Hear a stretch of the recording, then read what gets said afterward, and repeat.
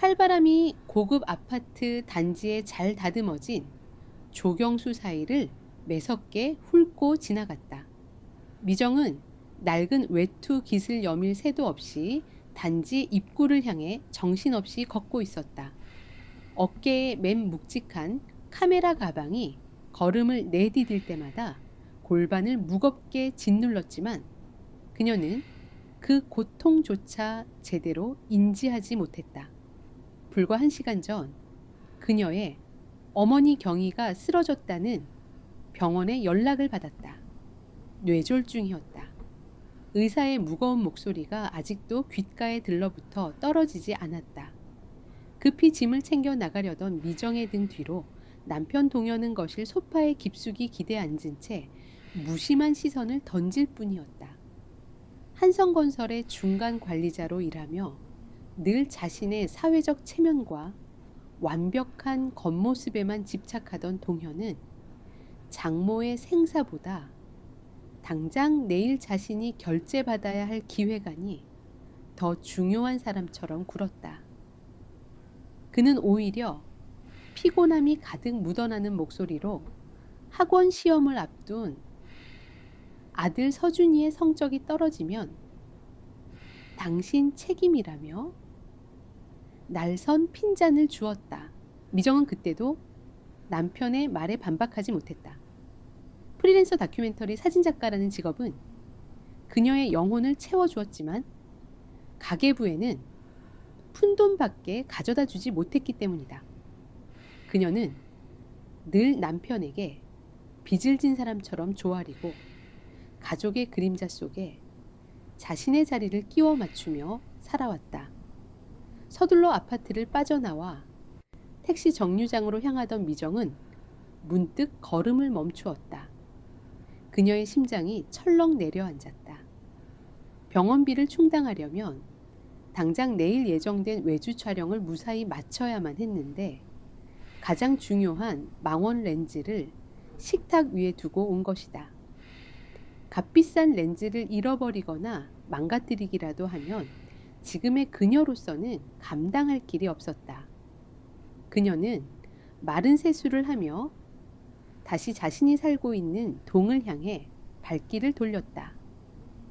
엘리베이터가 미정이 사는 15층에 도착하며 부드러운 기계음을 흘렸다. 복도는 서늘하고 고요했다.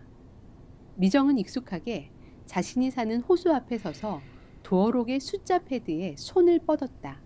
그녀의 손가락이 가족의 생일로 조합된 4자리 숫자를 빠르게 눌렀다. 하지만 문은 열리지 않았다. 도어록의 붉은 불빛이 전멸하며 오류를 알리는 기계적인 경고음만이 차가운 복도에 울려 퍼졌다. 미정은 당황한 얼굴로 패드를 노려보았다. 손끝이 얼어서 잘못 누른 것이라 생각하며 그녀는 옷소매에 손을 한번 문지른 뒤 천천히 아주 또렷하게 다시 숫자를 입력했다. 결과는 같았다. 붉은 불빛이 다시 한번 매정하게 번쩍였다.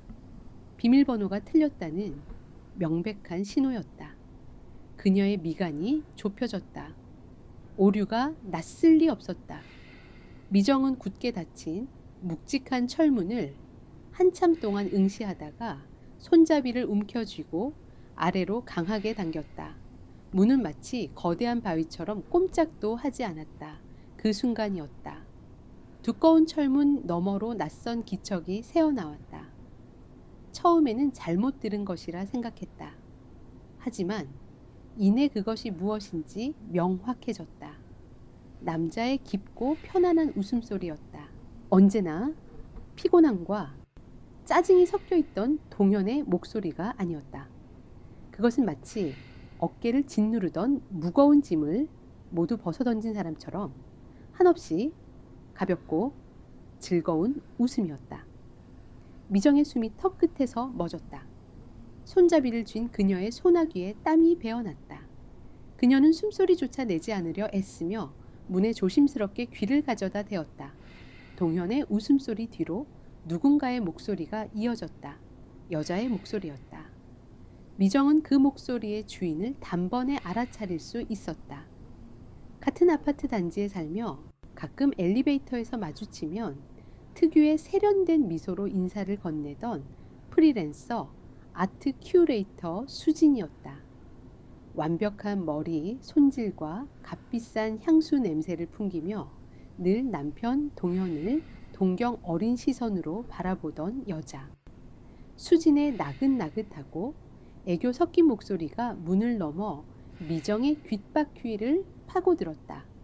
상황을 이해하려는 미정의 머릿속이 새하얗게 탈색되어 갔다. 어머니가 사경을 헤매고 있어.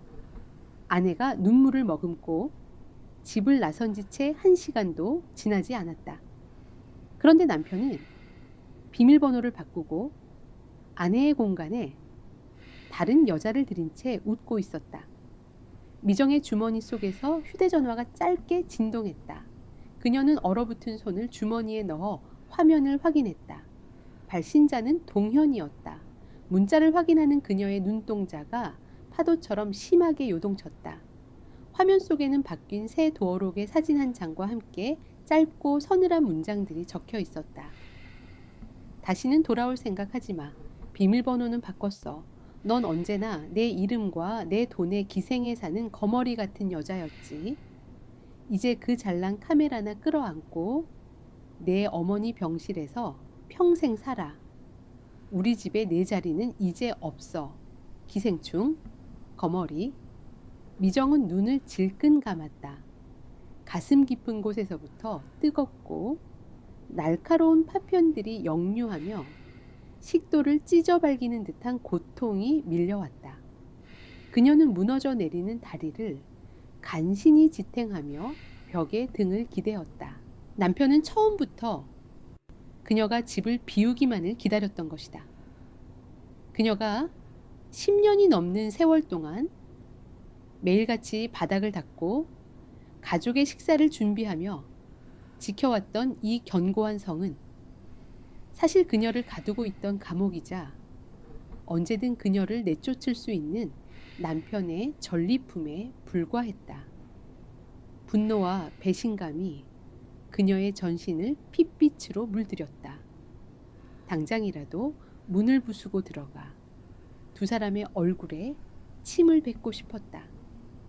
하지만 그녀는 문고리에 올렸던 손을 천천히 거두었다. 지금 들어가서 악을 쓴다고 해도 남편은 아파트 명의가 자신에게 있다는 것을 빌미로 경찰을 부르며 그녀를 미친 여자 취급할 것이 뻔했다. 동현은 언제나 그런 식이었다. 자신의 사회적 평판을 지키기 위해서라면 아내를 정신병자로 모는 것쯤은 일도 아닐 터였다.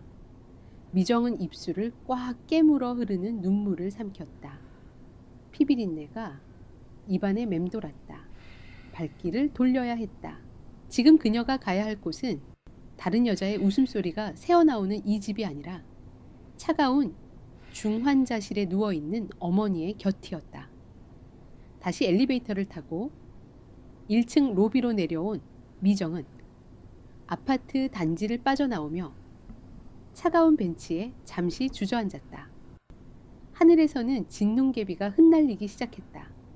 모든 것을 잃은 듯한 지독한 무력감이 그녀를 집어삼키려던 찰나 휴대전화 화면이 다시 한번 밝게 빛났다.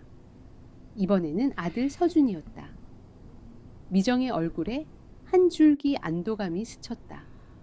남편은 짐승 같은 짓을 저질렀지만 자신이 온 정성을 다해 키운 아들만은 자신을 걱정하고 있을 것이라 믿었다. 그녀는 떨리는 손가락으로 화면을 밀어 통화를 연결했다. 서준아, 엄마야. 미정은 목이 메어 잠긴 목소리를 간신히 쥐어짜냈다. 하지만 수화기 너머에서 들려온 아들의 목소리는 그녀가 기대했던 따뜻한 걱정이 아니었다. 그것은 마치 낯선 원수를 대하는 듯 몹시 날서고 차가운 질감이었다. 엄마가 왜 내 엄마야? 서준의 목소리에 담긴 노골적인 적대감에 미정의 숨이 멈췄다. 아빠한테 다 들었어. 할머니 핑계대고 집 나간 거라며. 엄마 컴퓨터에 있던 메시지들 아빠가 다 보여줬어. 딴 남자 생겨서 그 사람이랑 서울로 도망갈 준비하고 있었다며. 내 컴퓨터 사주려고 모은 돈까지 엄마가 다 빼갔잖아. 미정의 심장이 얼어붙은 바닥으로 곤두박질 쳤다. 다른 남자라니, 통장 장호라니. 그것은 단 한 번도 상상조차 해본 적 없는 끔찍한 모함이었다. 서준아, 그게 무슨 소리야. 엄마는 아무데도 가지 않았어. 할머니가 편찮으셔서. 그리고 돈이라니 엄마는 통장에 손도 대지 않았어. 미정의 간절한 해명에도 불구하고 아들의 입에서 나온 마지막 말은 그녀의 가슴에 회복할 수 없는 거대한 구멍을 뚫어버렸다. 거짓말하지 마. 이제 나한테 연락하지 마. 엄마 같은 사람 내 인생에 필요 없어. 전화는 무참하게 끊어졌다. 진눈개비가 미정의 창백한 얼굴 위로 속절없이 떨어져 내렸다. 남편은 그녀의 쉴 곳을 빼앗았을 뿐만 아니라 아들의 기억 속에 존재하는 엄마라는 존재마저 완벽하게 살해해버린 것이다. 미정은 주먹을 꽉 쥐었다. 슬픔은 이제 차갑고 단단한 분노의 덩어리로 변해가고 있었다. 미정은 병원 복도에 차가운 타일 벽에 기대어 간신히 숨을 몰아쉬었다. 조금 전 통화에서 들었던 아들 서준의 매몰찬 목소리가 날카로운 칼날이 되어 그녀의 이성을 잔인하게 베어내고 있었다. 다른 남자와 눈이 맞아 도망쳤다는 끔찍한 오해, 그리고 아들의 컴퓨터를 사주기 위해 모아둔 돈을 훔쳐갔다는 모함까지. 동현은 미정이 집을 비운 단 몇 시간 만에 그녀의 모든 삶을 송두리째 난도질해 버렸다. 무거운 걸음을 이끌고 어머니 경희가 누워있는 병실로 돌아왔다.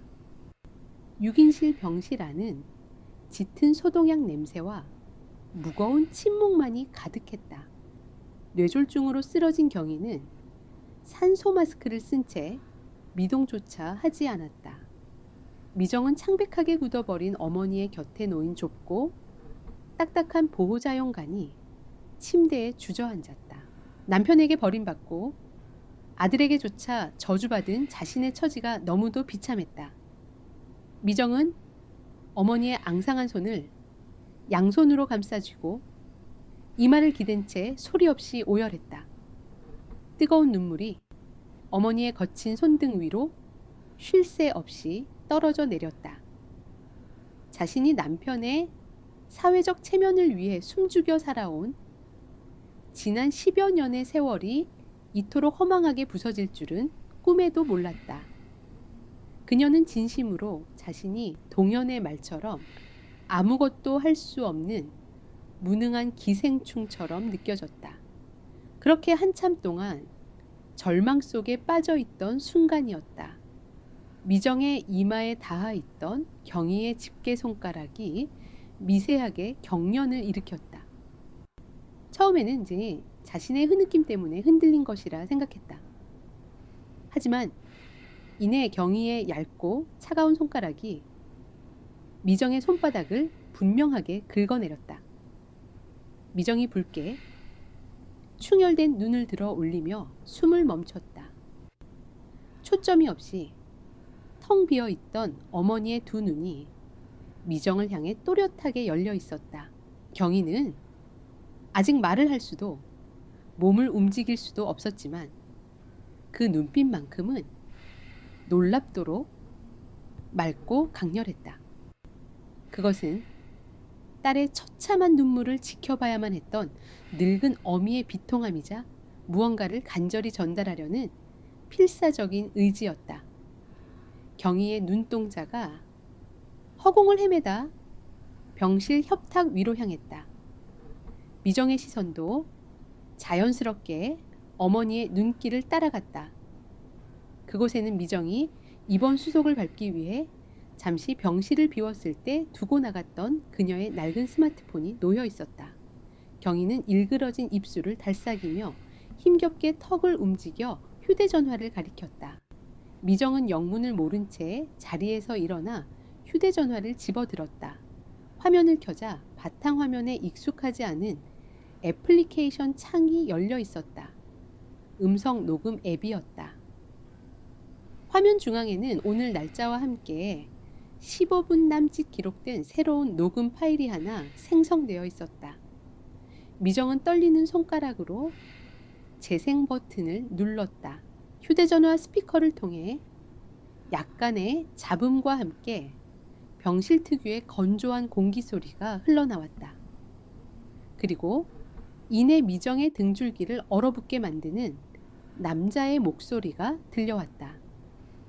언제까지 이러고 있을지. 의사가 말 안 해. 동현의 목소리였다. 미정은 자신의 귀를 의심했다. 동현은 병원에 오지 않았다. 미정이 짐을 챙겨 나갈 때 분명 거실 소파에 앉아 아들의 학원 성적을 운운하며 귀찮은 기색을 역력히 드러내지 않았던가. 녹음 속 동현의 목소리 뒤로 등골을 서늘하게 만드는 부드럽고 낯익은 여자의 음성이 이어졌다. 조급하게 굴지마 자기야. 식물인간이나 다름없다잖아. 미정 언니가 여기 묶여 있을수록 우리한테는 기회 아니야. 차라리 잘된 일이지. 수진이었다. 도어로 너머로 들려오던 그 간지러운 목소리가 지금 병상에 누워있는 어머니의 머리맡에서 버젓이 울려 퍼지고 있었다. 미정은 구역질이 치밀어 오르는 것을 느끼며 입을 틀어막았다. 자신이 입원비를 결제하러 원무과에 내려가 있던 그 짧은 시간 동안 동현은 내연녀인 수진을 데리고 장모의 병실까지 찾아와 조롱하고 있었던 것이다. 하긴 틀린 말은 아니지. 동현이 낳고 비릿한 웃음을 흘리며 맞장구를 쳤다. 비밀번호는 벌써 바꿨어.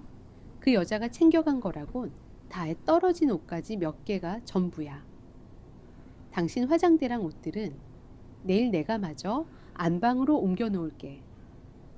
이제 거실에 굴러다니던 그 구질구질한 카메라 장비들 안 봐도 살 것 같네.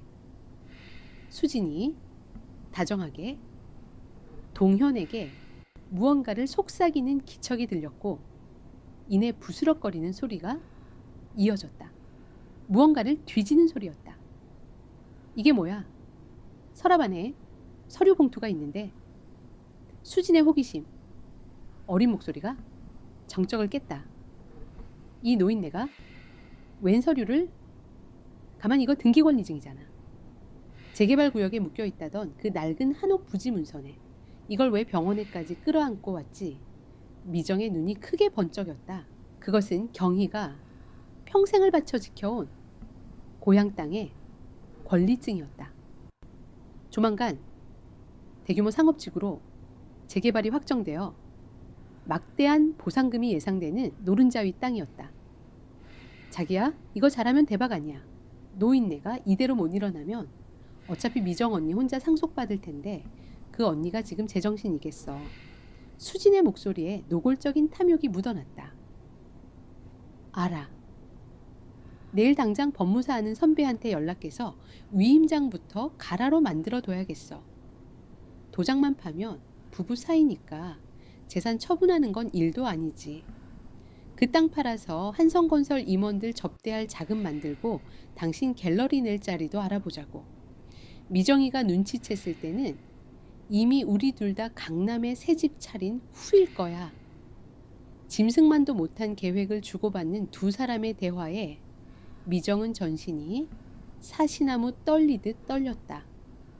그들은 단순히 미정을 배신한 것을 넘어 평생 고생만 한 어머니의 마지막 남은 재산까지 갈취할 작정이었다.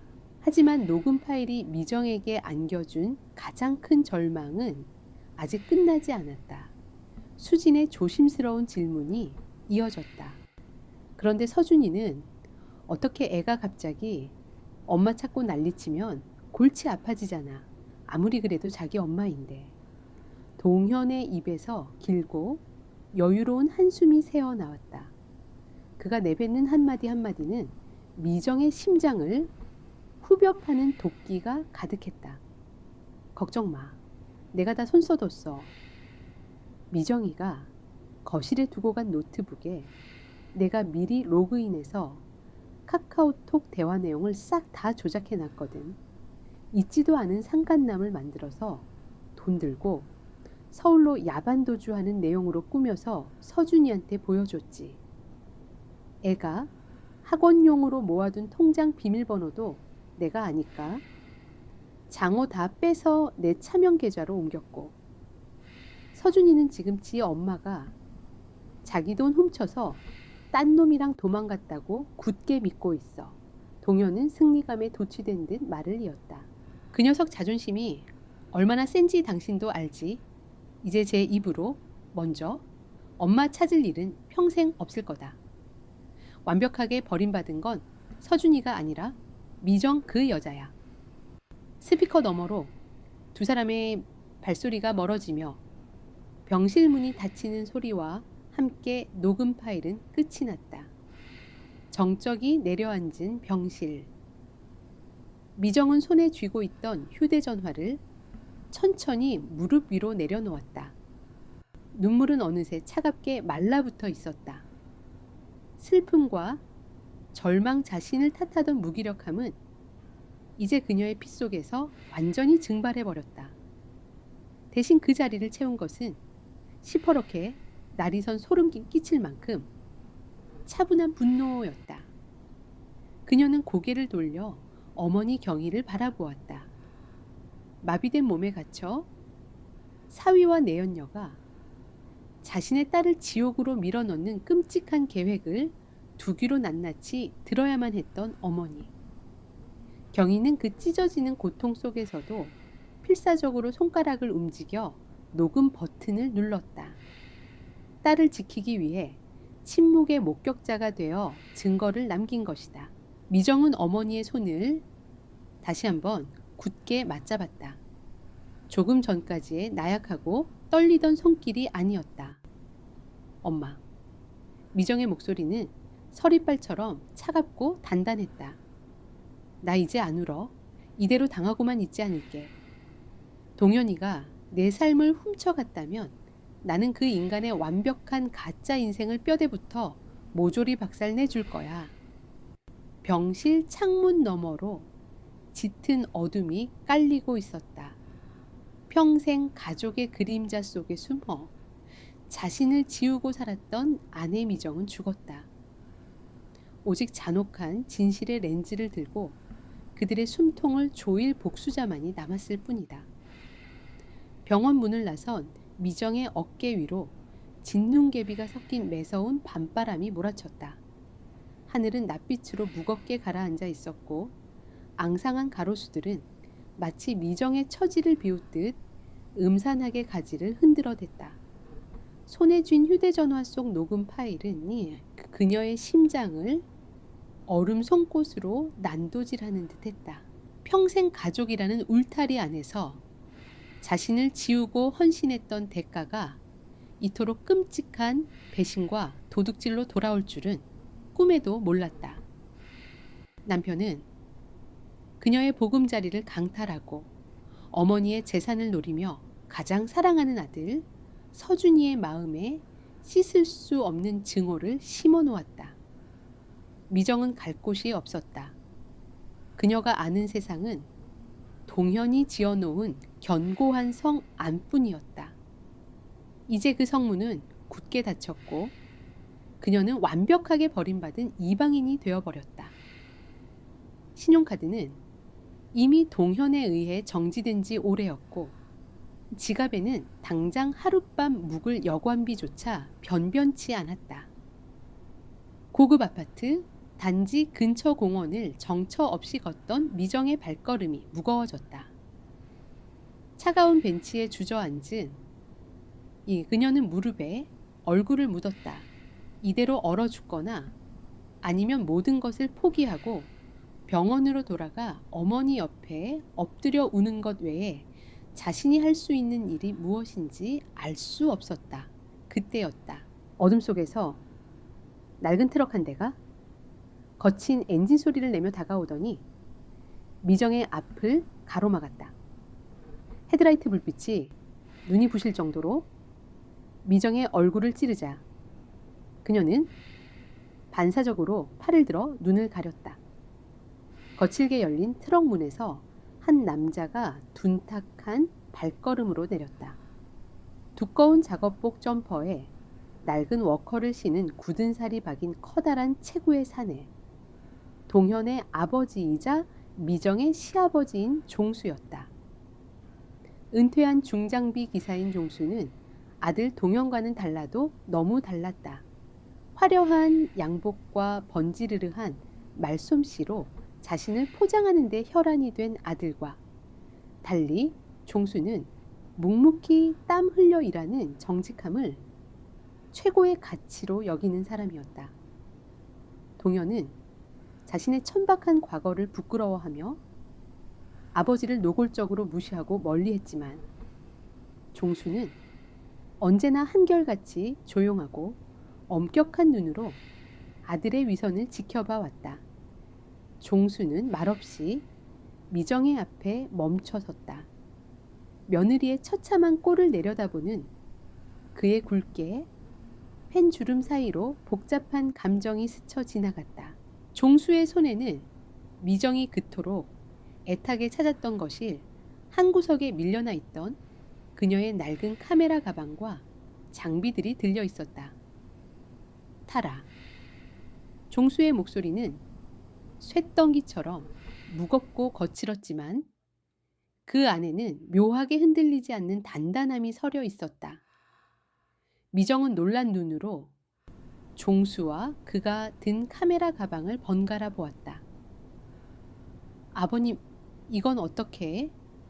그놈이 분리수거장에 내다 버린 걸 경비가 치우기 전에 내가 주워왔다. 종수는 짧게 대답하며 조수석 문을 거칠게 열어젖혔다. 그 빌어먹을 자식 새끼가 무슨 짓을 벌였는지 안다. 타라.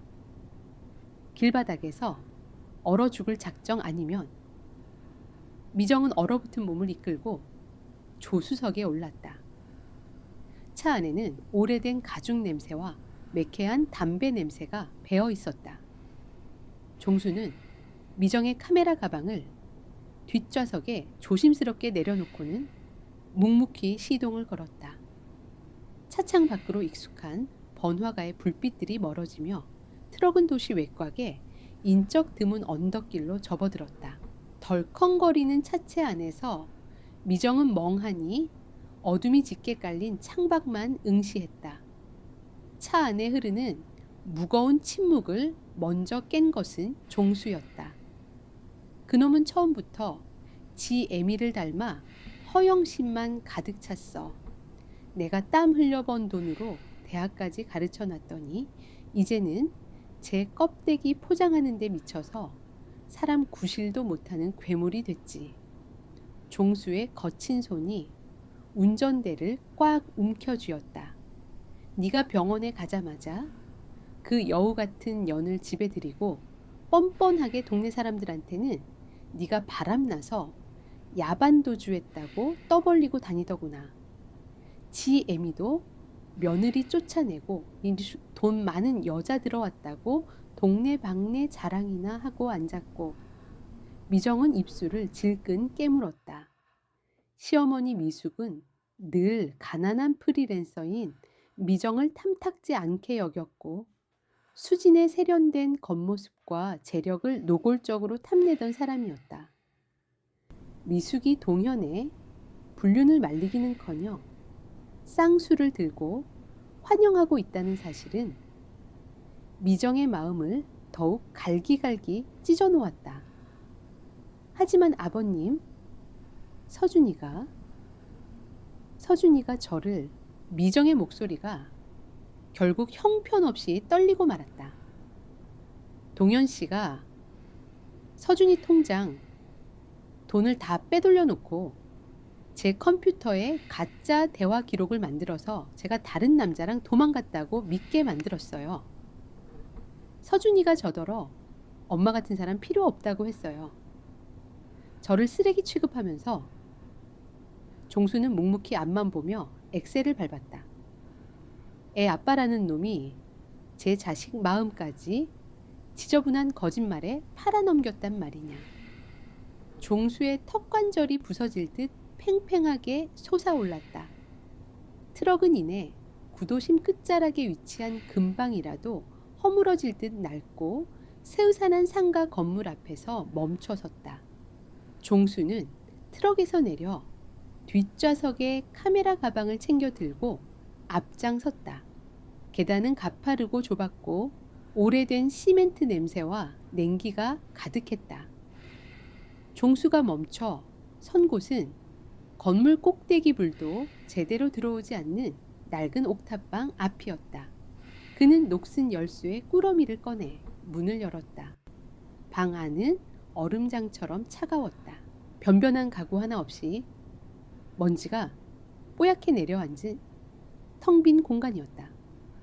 오래전 종수가 사무실로 쓰다 버려둔 곳이었다.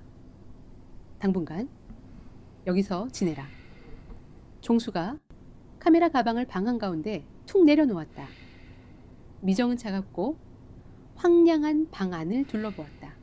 완벽한 고립, 한없이 처량하고 비참한 몰락이었다. 참았던 서러움이 한꺼번에 터져 나오며 그녀는 무릎을 꿇고 주저앉아 오열하기 시작했다. 모든 것을 잃은 여자의 처절한 울음소리가 빈 방의 차가운 벽에 부딪혀 공허하게 울렸다. 종수는 며느리의 곁에 조용히 쭈그리고 앉았다. 위로의 말은 없었다. 대신 그는 미정의 눈앞에 카메라 가방의 지퍼를 거칠게 열어젖혔다. 그 안에는 미정이 가장 아끼는 카메라 바디와 크고 묵직한 망원 렌즈가 들어있었다. 그만 울어라. 종수의 목소리가 얼음처럼 차갑고 매섭게 방 안을 갈랐다. 미정의 흐느낌이 멎었다. 우는 건 다 잃은 패배자들이나 하는 짓이다. 너는 패배자가 아니야. 너한테는 아직 이 눈깔이 남아있지 않느냐. 그가 투박하고 거친 손가락으로 망원 렌즈를 툭 쳤다. 평생 짐승만도 못한 놈 비위 맞추느라 스스로 눈을 가리고 살았으면 그걸로 족하다.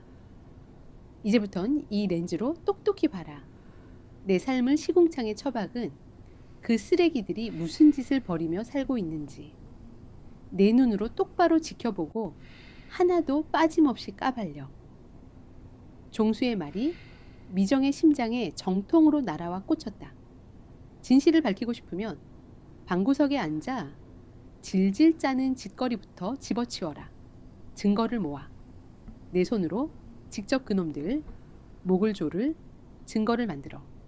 와. 종수는 자리에서 천천히 일어났다. 내일 짐칸에 쓸만한 이불이랑 전기장판 먹을 걸 좀 실어오마. 난 내 아들놈이라고 감싸고 돌 생각 눈꼽만치도 없다. 그 자식은 사람이 아니야. 네가 어떻게 안갚음하든 나는 무조건 내 편이다. 낡은 철문이 닫히며 종수의 발소리가 계단 아래로 멀어졌다. 미정은 어두운 방 한가운데 홀로 남았다. 그녀의 시선은 열린 가방 속 서늘한 금속빛을 뿜어내는 망원 렌즈에 머물렀다. 종수의 벼락 같은 꾸짖음이 귓가에 맴돌았다. 우는 것은 패배자나 하는 짓이다. 그녀는 더 이상 순종적이고 나약한 아내가 아니었다. 미정은 바닥에 흩어진 눈물을 소매로 거칠게 훔쳐냈다. 얼어붙은 손끝으로 카메라를 집어들고 렌즈를 결합했다. 기계가 맞물리며 단단하게 잠기는 금속의 촉감이 그녀의 심장 박동을 차분하고 냉정하게 가라앉혔다. 그녀는 천천히 자리에서 일어나 옥탑방의 창가로 다가갔다. 창밖으로는 동현과 수진 그리고 그녀의 아들 서준이 있는 고급 아파트 단지의 불빛이 멀리서도 환하게 빛나고 있었다. 그 찬란하고 위선적인 불빛을 향해 미정은 망원 렌즈에 초점을 맞추었다. 렌즈 너머로 보이는 세상은 무섭도록 또렷했다. 그녀의 서늘한 복수가 가장 차가운 유배지에서 비로소 시작되고 있었다. 며칠 뒤 한성건설 본사 앞 점심시간을 맞아 쏟아져 나오는 직장인들 사이로 미정은 낡은 점퍼에 모자를 푹 눌러쓴 채 섞여 있었다. 그녀의 어깨에는 묵직한 카메라 가방이 매달려 있었고 양손은 점퍼 주머니 속에 단단히 찔러 넣은 채로 추위를 견디고 있었다. 미정의 시선은 본사 로비의 회전문 쪽에 단단히 고정되어 있었다. 종수로부터 제공받은 차가운 옥탑방에서 미정은 밤낮으로 증거 수집에 몰두했다. 며칠 동안 한숨도 제대로 자지 못해 눈가에는 짙은 그늘이 졌지만 그녀의 눈빛만큼은 어느 때보다 예리하게 빛났다. 동현의 위선을 낱낱이 파헤치기로 결심한 미정은 이제 그저 상처받은 아내가 아니었다. 그녀는 진실을 포착하는 냉혹한 사냥꾼이었다. 기다림은 길지 않았다. 로비 안쪽에서 동현이 모습을 드러냈다. 맞춤 정장을 빼입고 한 손에는 값비싼 서류 가방을 든 채 그는 동료들에게 여유로운 미소를 지어 보이며 걸어 나왔다. 마치 가정의 불화 따위는 전혀 없는 완벽하게 성공한 가장의 표본 같았다. 동현은 곧장 주차장으로 향했고 그 뒤를 수진이 자연스럽게 따라붙었다. 고급스러운 캐시미어 코트를 걸친 수진은 주변의 시선 따위는 아랑곳하지 않고 동현의 팔짱을 끼웠다. 두 사람은 채 오르기 전 귓속말을 나누며 다정하게 미소 지었다. 미정은 재빨리 가방에서 카메라를 꺼내어 망원 렌즈를 장착했다. 렌즈 안으로 두 사람의 모습이 들어왔다. 그토록 다정했던 부부의 모습이 이제는 구역질 나는 불륜의 현장으로 변해 있었다. 미정의 손가락이 셔터를 누르는 순간 카메라에서 차갑고 기계적인 찰칵 소리가 울려 퍼졌다. 미정은 사진을 확인했다. 동현과 수진의 밀회 장면이 완벽하게 담겨 있었다. 이것만으로도 충분한 이혼 사유가 되겠지만 미정의 목표는 단순한 이혼이 아니었다. 동현이 그토록 소중하게 여기는 사회적 체면과 모든 것을 철저하게 짓밟아 버리는 것. 그것이 미정의 목표였다. 미정은 두 사람이 탄 차를 뒤쫓기 시작했다.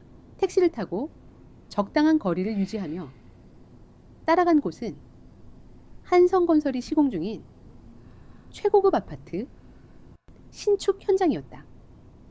차에서 내린 동현은 주변을 살피더니 트럭 한 대를 향해 손짓했다. 트럭에는 이탈리아산 최고급 대리석과 고급 인테리어 자재들이 가득 실려 있었다. 동현은 트럭 운전기사에게 무언가를 지시했고 기사는 고개를 끄덕이며 짐을 내리기 시작했다. 미정은 공사장 맞은편 건물 옥상에 자리를 잡고 렌즈를 조준했다. 망원 렌즈를 통해 동현이 서류에 무언가를 기입하고 사인을 하는 모습이 포착되었다. 놀랍게도 그가 지시한 자재들은 공사 현장이 아닌 다른 곳을 향해 운반될 준비를 하고 있었다. 미정은 셔터를 연속해서 눌렀다. 동현의 얼굴 트럭에 실린 최고급 자재들, 그리고 그가 들고 있는 서류의 내용까지 렌즈는 낱낱이 기록했다. 트럭이 도착한 곳은 다름 아닌 동현과 미정이 살던 고급 아파트 단지였다. 미정은 익숙한 아파트 주차장 구석에 몸을 숨겼다. 트럭에서 내린 인부들은 자재들을 수진의 아파트로 실어 나르기 시작했다. 미정의 입술 사이로 실소가 터져 나왔다.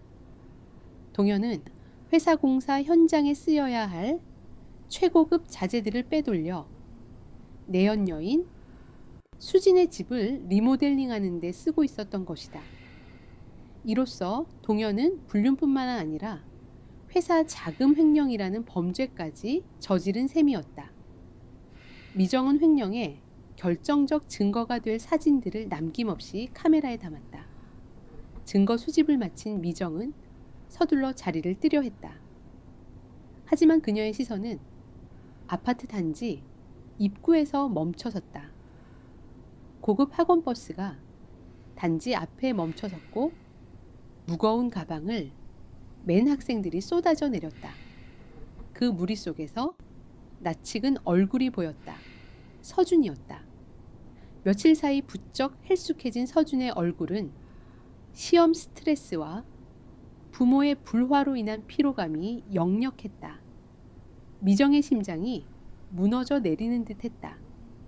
당장이라도 달려가 아들을 안아주고 싶었지만 서준이 자신에게 내뱉은 차가운 말들이 그녀의 발목을 잡았다. 서준은 미정이 딴 남자와 도망쳤다고 굳게 믿고 있었다. 그때 단지 안에서 수진이 걸어 나왔다. 그녀의 손에는 무언가가 들려 있었다. 수진은 서준을 발견하자마자 환하게 웃으며 다가갔다. 미정은 나무 뒤로 몸을 숨기고 렌즈를 통해 그 모습을 지켜보았다. 수진이 서준에게 건넨 것은 다름 아닌 유기농 도시락이었다. 미정이 서준을 위해 새벽마다 정성껏 만들어주던 바로 그 브랜드의 도시락 통이었다. 수진은 능숙하게 엄마 노릇을 하며 서준의 어깨를 다독였고 헝클어진 머리를 다정하게 넘겨주었다. 미정의 숨결이 거칠어졌다. 자신이 아들을 위해 쏟았던 정성과 사랑마저 수진이 감쪽같이 훔쳐가 자신의 것인 양 행세하고 있었다. 무엇보다 미정을 견딜 수 없게 만든 것은 수진의 가식적인 미소와 그 미소에 속아 넘어가고 있는 서준의 모습이었다. 서준은 수진이 건넨 도시락을 받아 들고는 희미하지만 따뜻한 미소를 지어 보였다. 미정이 집을 나선 이후 한 번도 보지 못했던 아들의 편안한 얼굴이었다. 카메라를 쥔 미정의 손이 파르르 떨렸다. 눈앞이 흐려지며 눈물이 렌즈에 맺혔다. 남편에게 배신당하고 집에서 쫓겨났을 때보다 아들이 자신을 미워하고 다른 여자를 엄마처럼 따르는 모습이 수백 배, 수천 배는 더 고통스러웠다. 카메라를 떨어뜨릴 뻔한 미정은 가까스로 이성을 부여잡았다. 미정은 흐르는 눈물을 닦아내며 서준과 수진의 다정한 모습을 렌즈에 담았다. 이것은 단순히 불륜의 증거가 아니었다. 수진이 미정의 빈자리를 꿰차고 완벽한 가족의 일원인 척 행세하는 가증스러운 연극의 한 장면이었다. 서준이 학원 건물로 들어가고 수진이 아파트로 돌아간 후에도 미정은 한참 동안 그 자리에 서 있었다. 동현과 수진은 미정의 삶을 훔쳐 완벽한 가짜 인생을 살고 있었다. 옥탑방으로 돌아온 미정은 카메라에 담긴 사진들을 컴퓨터로 옮겼다. 화면에 떠오른 동현의 비열한 웃음, 수진의 가식적인 미소, 그리고 서준의 속은 얼굴이 그녀를 조롱하는 듯했다. 미정은 컴퓨터 화면을 노려보며 주먹을 꽉 쥐었다. 지금 당장 모든 것을 폭로하고 싶었지만 참아야 했다. 한 번의 폭로로 그들을 무너뜨리기에는 부족했다. 동현이 가장 두려워하는 것, 그가 쌓아 올린 사회적 지위와 평판, 그리고 그가 움켜쥐고 있는 모든 거짓된 것들을 한순간에 산산조각 낼 완벽한 무대가 필요했다. 미정은 다음 목표를 세웠다. 그녀는 진실의 렌즈를 무기로 가장 차갑고 잔인한 복수를 준비하기 시작했다. 구도심 외곽의 낡고 삭막한 상가 건물 꼭대기. 미정은 냉기로 가득 찬 옥탑방 바닥에 전기장판 하나를 깔고 웅크린 채 앉아 있었다.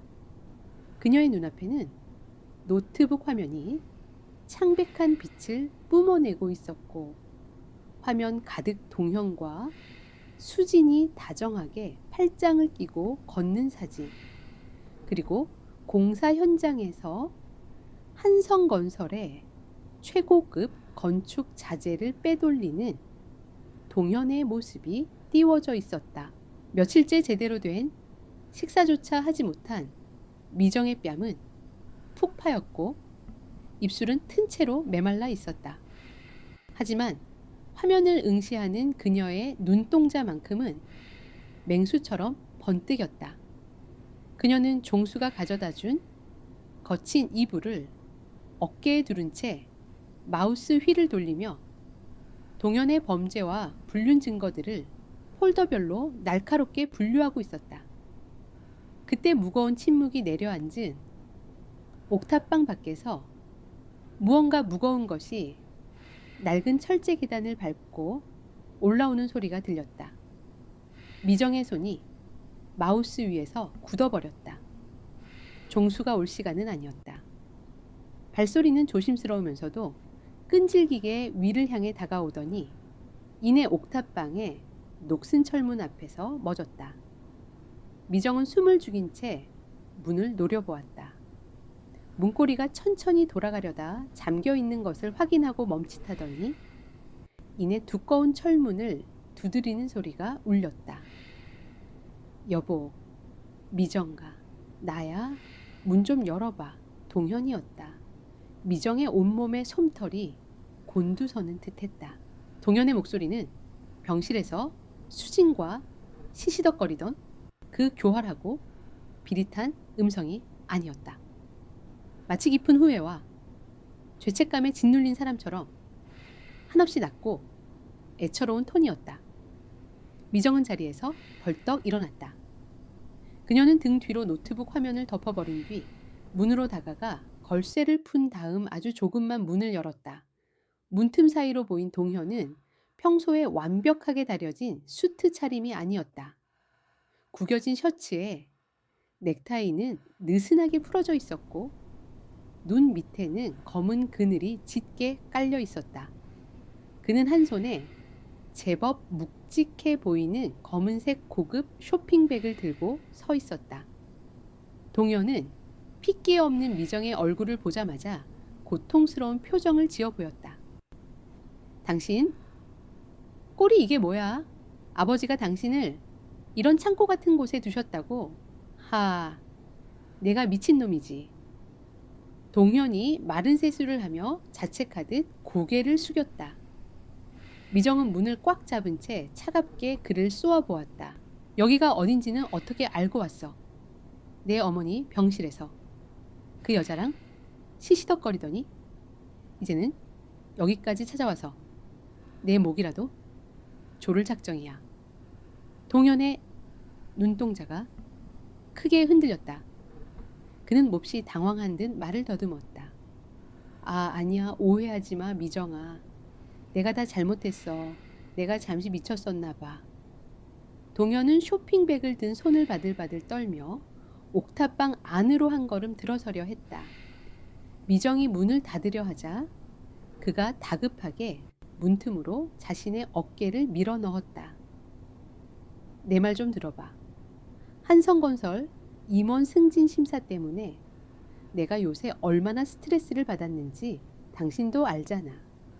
매일같이 윗선들 접대하고 비위 맞추느라 내 제정신이 아니었어.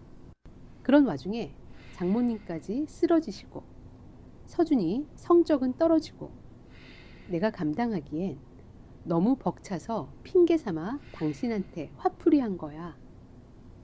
동현의 목소리에 물기가 묻어났다. 그는 마치 벼랑 끝에 몰린 가여운 소년처럼 굴었다. 수진 씨, 그 여자는 아무것도 아니야. 그냥 위로가 필요할 때 잠깐 옆에서 알짱거린 것뿐이라고. 내가 사랑하는 사람은 당신뿐이야.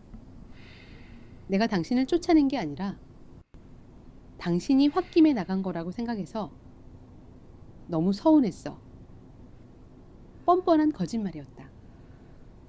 병실에서 녹음된 목소리가 아직도 미정의 귓가에 생생하게 살아 숨쉬고 있었다. 하지만 미정은 속을 알 수 없는 눈빛으로 동현의 눈물을 가만히 응시했다. 동현은 미정이 반박하지 않자 자신의 연기가 통하고 있다고 착각한 듯 쇼핑백 안에서 검고 묵직한 가죽 상자 하나를 조심스럽게 꺼내 내밀었다. 이거 받아. 당신이 예전부터 잡지 보면서 그렇게 갖고 싶다고 노래를 불렀던 거잖아. 당신 다큐멘터리 사진 찍을 때 꼭 필요하다던 그 독일제 최고급 망원 렌즈. 내가 무리해서라도 사주고 싶었어.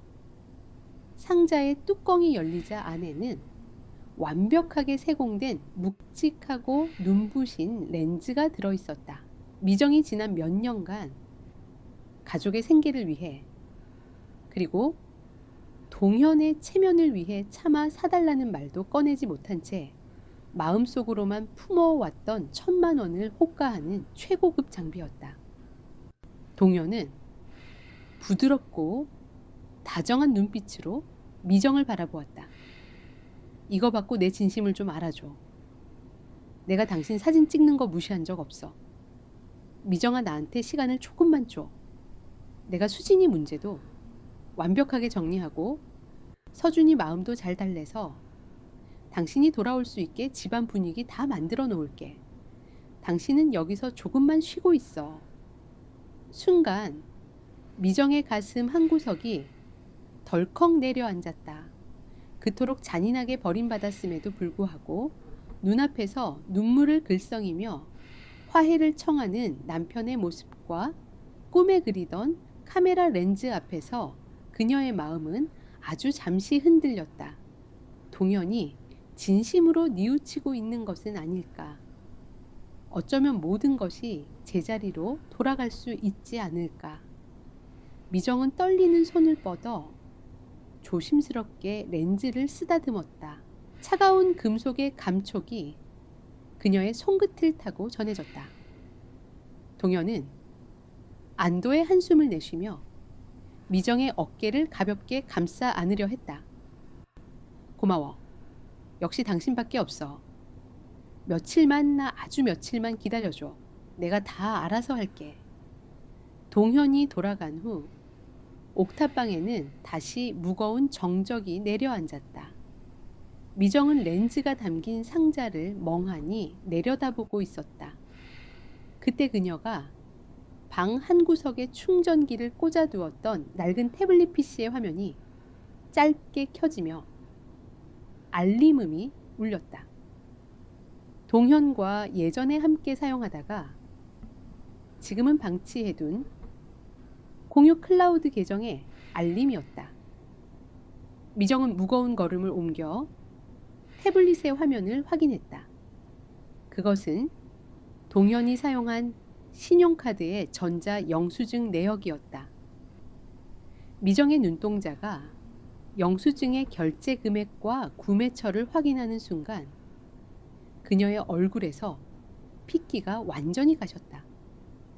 영수증에 적힌 품목은 방금 전 동현이 그녀에게 선물한 그 최고급 렌즈가 맞았다. 하지만 결제된 계좌의 출처는 동현의 월급 통장이 아니었다. 그것은 미정의 친정어머니가 평생을 아껴 모아둔 비상금 통장이자 서준이의 대학 등록금을 위해 10년 넘게 부어온 적금 계좌와 연동된 카드였다. 미정은 황급히 태블릿의 클라우드를 뒤져 동현의 최근 메시지, 동기화 내역을 찾아냈다. 그곳에는 동현이 수진과 나눈 대화가 고스란히 남아있었다. 수진 자기야, 그 여자 아직도 옥탑방에 처박혀 있어. 진짜 노인네 위임장 만들 시간 벌 수 있는 거 확실해. 동현 걱정 마. 방금 최고급 렌즈 하나 안겨주고 왔어. 장모님, 통장에서 돈 좀 뺐지.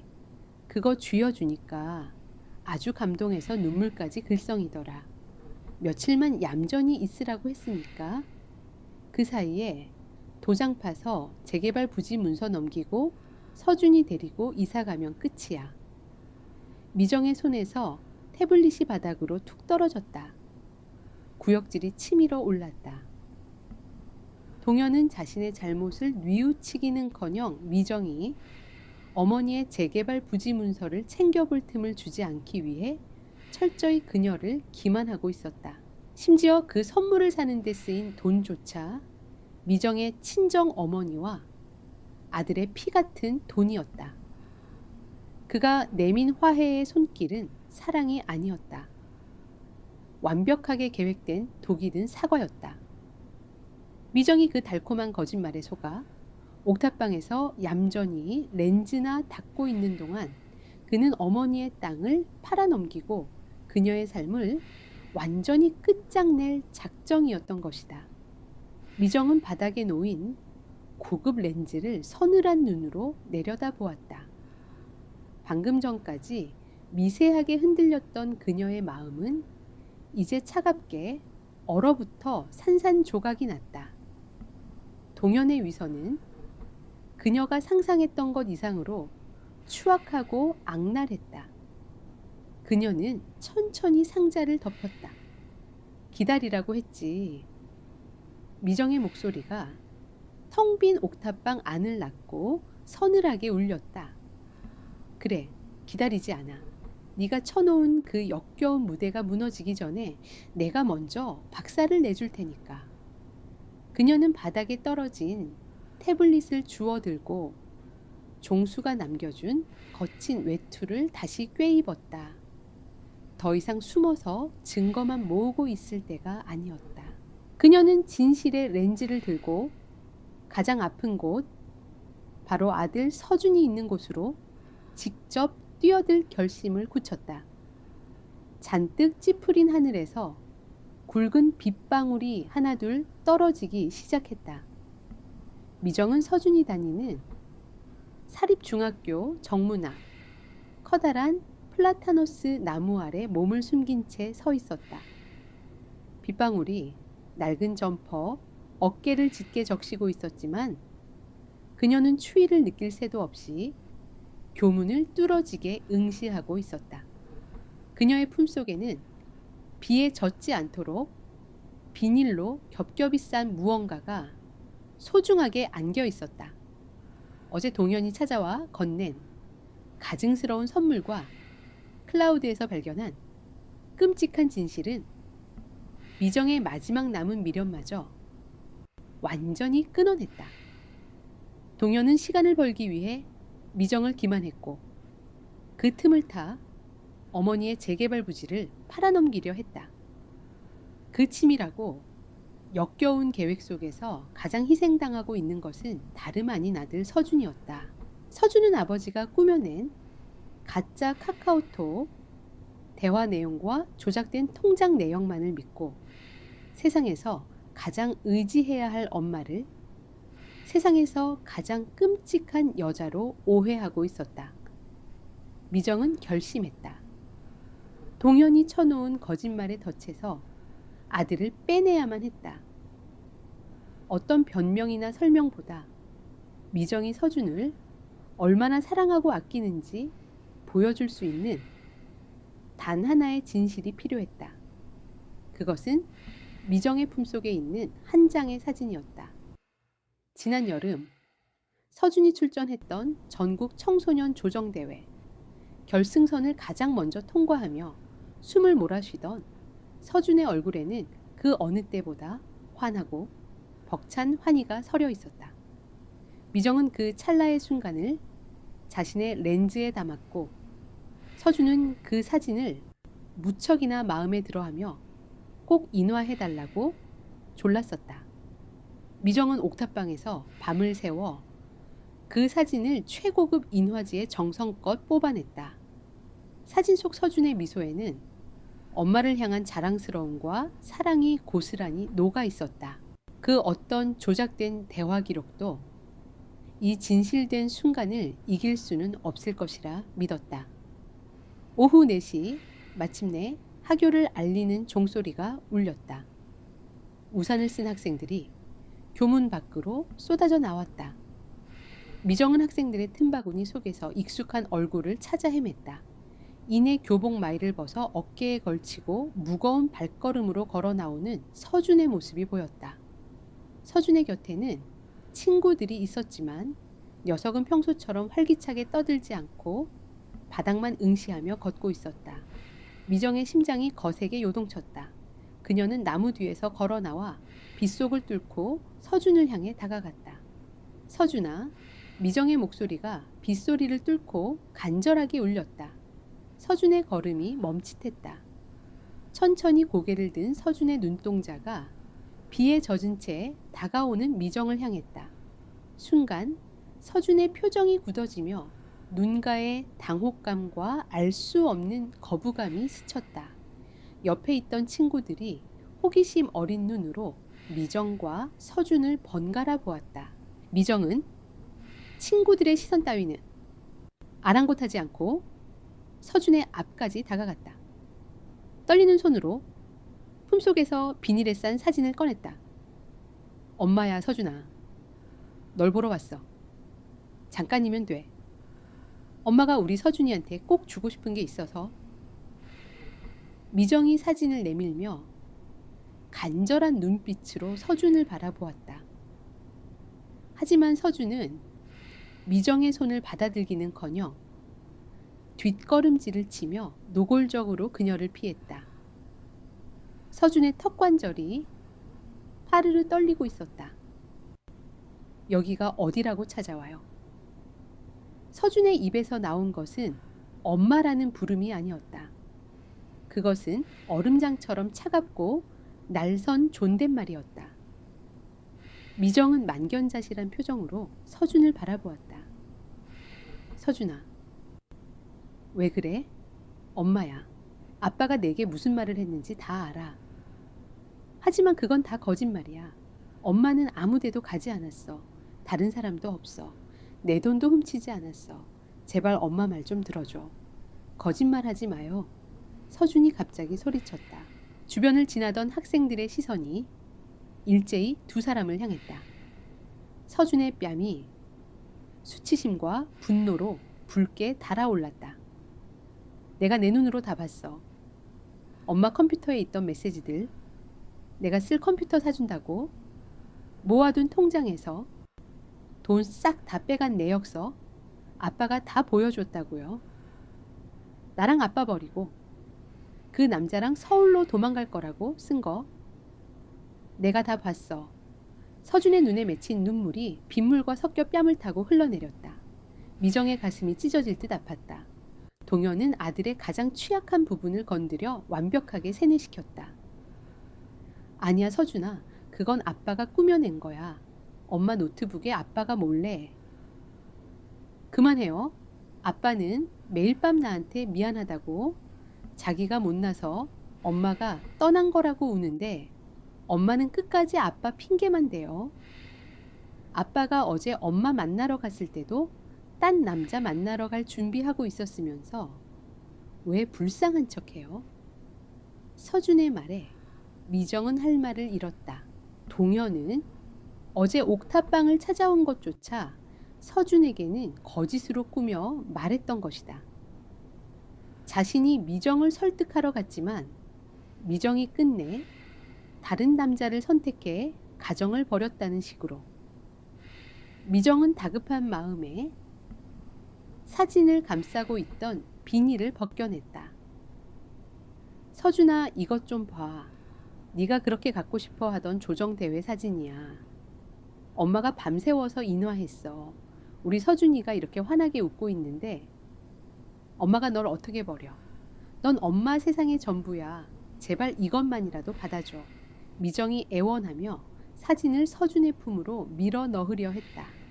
하지만 서준의 눈빛은 미정의 진심을 외면할 만큼 깊은 배신감과 상처로 얼룩져 있었다. 이딴 거 필요 없어. 서준이 거칠게 손을 휘둘렀다. 미정의 손에 들려있던 사진이 허공을 갈라 바닥으로 툭 떨어졌다. 빗물이 튀어오르며 사진 속 서준의 환한 미소 위로 흙탕물이 얼룩졌다. 미정은 숨을 헉 들이마시며 바닥에 떨어진 사진을 주우려 몸을 숙였다. 하지만 서준의 발이 더 빨랐다. 서준이 진흙 묻은 운동화로 사진을 거칠게 짓밟았다. 미정의 심장이 내려앉는 소리가 들리는 듯했다. 서준은 짓밟힌 사진을 굽어보며 일그러진 얼굴로 미정을 향해 쏘아붙였다. 수진 아줌마가 나한테 더 잘해줘요. 나 학원 끝날 때마다 도시락 싸들고 기다려주고 내 말도 다 들어줘. 엄마는 나한테 맨날 공부하라고 잔소리만 했지. 내 마음 같은 건 한 번도 궁금해한 적 없잖아. 내 돈 훔쳐서 도망간 주제에 이제 와서 무슨 자격으로 엄마 행세야. 서준의 입에서 나온 수진 아줌마라는 단어가 미정의 이성을 하얗게 마비시켰다. 수진의 그 가식적인 유기농 도시락과 다정한 미소가 결국 서준의 마음을 완전히 빼앗아 버린 것이다. 난 엄마 없어. 앞으로 2번 다시 내 앞에 나타나지 마. 서준은 차갑게 돌아서며 기다리고 있던 수진의 벤츠 차량 쪽으로 향했다. 검은 우산을 든 수진이 차에서 내려 서준을 맞이하고 있었다. 수진은 빗속에 덩그러니 남겨진 미정을 향해 승리자의 미소를 지어 보인 뒤 다정하게 서준의 어깨를 감싸 안고 채에 올라탔다. 미정은 진흙탕 속에 무릎을 꿇은 채 꼼짝도 하지 못했다. 그녀의 손끝이 바닥에 처박힌 채 찢어지고 지시겨진 사진의 조각들을 더듬었다. 반으로 갈라진 사진 속에서 한쪽은 서준의 웃는 입술이, 다른 한쪽은 흙탕물에 범벅이 된 눈동자가 그녀를 원망하듯 올려다보고 있었다. 굵은 빗줄기가 그녀의 구분 등 위로 무자비하게 쏟아져 내렸다. 그녀의 주변으로 학생들이 우산을 쓰고 바삐 지나갔지만 누구 하나 그녀를 돌아보지 않았다. 미정의 입술 사이로 짐승처럼 낮고 처절한 흐느낌이 새어나왔다. 하지만 그것은 이전처럼 절망에 빠진 나약한 여자의 울음이 아니었다. 그것은 자신의 삶을 철저하게 부수고 아들마저 빼앗아간 자들을 향한 피를 토하는 듯한 절규이자 깊고 깊은 저주의 소리였다. 그녀는 진흙투성이가 된 사진 조각을 가슴에 품고 천천히 자리에서 일어났다. 비에 젖은 머리카락 사이로 드러난 미정의 눈빛에는 더 이상 일말의 온기조차 남아있지 않았다. 아들의 마음을 되돌리기 위해 진심에 호소하는 따뜻한 엄마의 방식은 완벽하게 실패했다. 동연이 만들어낸 가짜 세상은 너무도 견고해서 평범한 진실로는 결코 깨부술 수 없었다. 그래, 찢어발겨주지. 미정은 흙탕물이 뚝뚝 떨어지는 주먹을 꽉 쥐며 중얼거렸다. 그녀는 이제 더 이상 기다리지 않을 것이다. 동현의 직장 수진의 체면, 그리고 그들이 서준에게 심어놓은 거짓말까지 모조리 잿더미로 만들어버릴 거대한 불길을 당겨야 할 때였다. 미정은 찢겨진 사진을 깊숙이 주머니에 밀어넣고 무거운 발걸음을 돌려 옥탑방으로 향했다. 복수의 서막이 빗속에서 차갑게 벼려지고 있었다. 비에 젖은 채 옥탑방으로 돌아온 미정은 몸을 닦을 생각도 하지 않고 멍하니 바닥에 주저앉았다. 주머니에서 꺼낸 찢어지고 진흙투성이가 된 서준의 사진이 그녀의 손끝에서 형편없이 구겨져 있었다. 난 엄마 없어. 앞으로 2번 다시 내 앞에 나타나지 마. 서준이 내뱉었던 얼음장 같은 목소리가 환청처럼 귓가를 맴돌며 미정의 심장을 수없이 난도질했다. 그녀는 사진 조각을 가슴에 품고 짐승처럼 몸을 둥글게 말았다. 평생 가족이라는 이름 아래 자신을 지우고 헌신해 온 결과가 이것이었다. 남편은 그녀의 삶을 훔쳐 내언녀에게 바쳤고 아들은 아버지의 치밀한 거짓말에 속아 어머니를 세상에서 가장 더러운 인간으로 증오하고 있었다. 그 순간 미정의 머릿속을 스치고 지나가는 한 가지 뚜렷한 깨달음이 있었다. 자신은 지금까지 동현이 만들어 놓은 견고한 감옥 안에서 아주 작은 사랑과 인정이라도 구걸하는 기생충이자 거머리처럼 스스로를 취급해왔다는 사실이었다. 동현이 화를 내면 숨죽였고 그가 던져주는 푼돈에 감사하며 자신의 재능인 사진마저 취미생활 정도로 깎아내렸다. 그녀가 끝까지 이성적이고 따뜻한 엄마의 방식으로 진실을 해명하려 했던 것조차 결국은 그 알량한 가족이라는 틀 안으로 다시 들어가고 싶다는 무의식적인 구걸에 불과했다. 기생충은 내가 아니야. 미정의 입술 사이로 서늘한 혼잣말이 새어나왔다. 자신의 월급을 가로채고 장모의 땅을 노리며 회사의 자재를 빼돌려 불륜녀의 집을 꾸미는 동현. 그리고 남의 가정을 파괴하고 뻔뻔하게 안주인 행세를 하는 수진. 진정 타인의 삶을 갉아먹으며 기생하는 벌레들은 바로 그들이었다. 미정은 천천히 자리에서 일어났다. 바닥에 떨어진 진흙 묻은 사진 조각들을 책상 위에 반듯하게 올려놓았다. 젖은 옷가지에서 떨어지는 물방울이 차가운 장판 위를 적셨지만 그녀의 눈동자는 더 이상 슬픔이나 미련의 물기가 남아있지 않았다. 오직 서리발처럼 차갑고 날카로운 결의만이 번뜩였다. 미정은 휴대전화를 집어들고 떨림 없는 손길로 단축 번호를 눌렀다. 신호음이 몇 번 울리기도 전에 투박하고 거친 목소리가 수화기 너머로 들려왔다. 나다. 시아버지 종수였다. 아버님. 미정의 목소리는 평소 시어른을 대할 때 조심스럽고 순종적인 톤이 아니었다. 낮고 단단하며 무엇인가를 결단한 사람 특유의 서늘한 무게감이 실려 있었다. 저 더 이상은 숨어서 사진만 찍고 있지 않겠습니다. 동현 씨가 서준이한테 무슨 짓을 했는지, 그 여자가 내 아들 옆에서 무슨 짓거리를 하고 있는지 오늘 똑똑히 봤어요. 수화기 너머에서 종수의 무거운 한숨 소리가 들렸다. 그놈이 기어이 핏덩이 눈까지 멀게 만들었구나. 네, 저는 이제 제 아들에게 따뜻한 진실을 해명하는 짓 따위는 포기했습니다. 대신 그 인간들이 서준이에게 보여준 그 완벽하고 화려한 가짜 세상이 얼마나 더럽고 썩어빠진 시궁창인지 밑바닥부터 모조리 박살내서 보여줄 생각입니다. 미정의 말에 종수는 잠시 침묵했다. 그리고 이내 낮게 깔린 목소리로 물었다. 내가 뭘 도와주면 되겠느냐?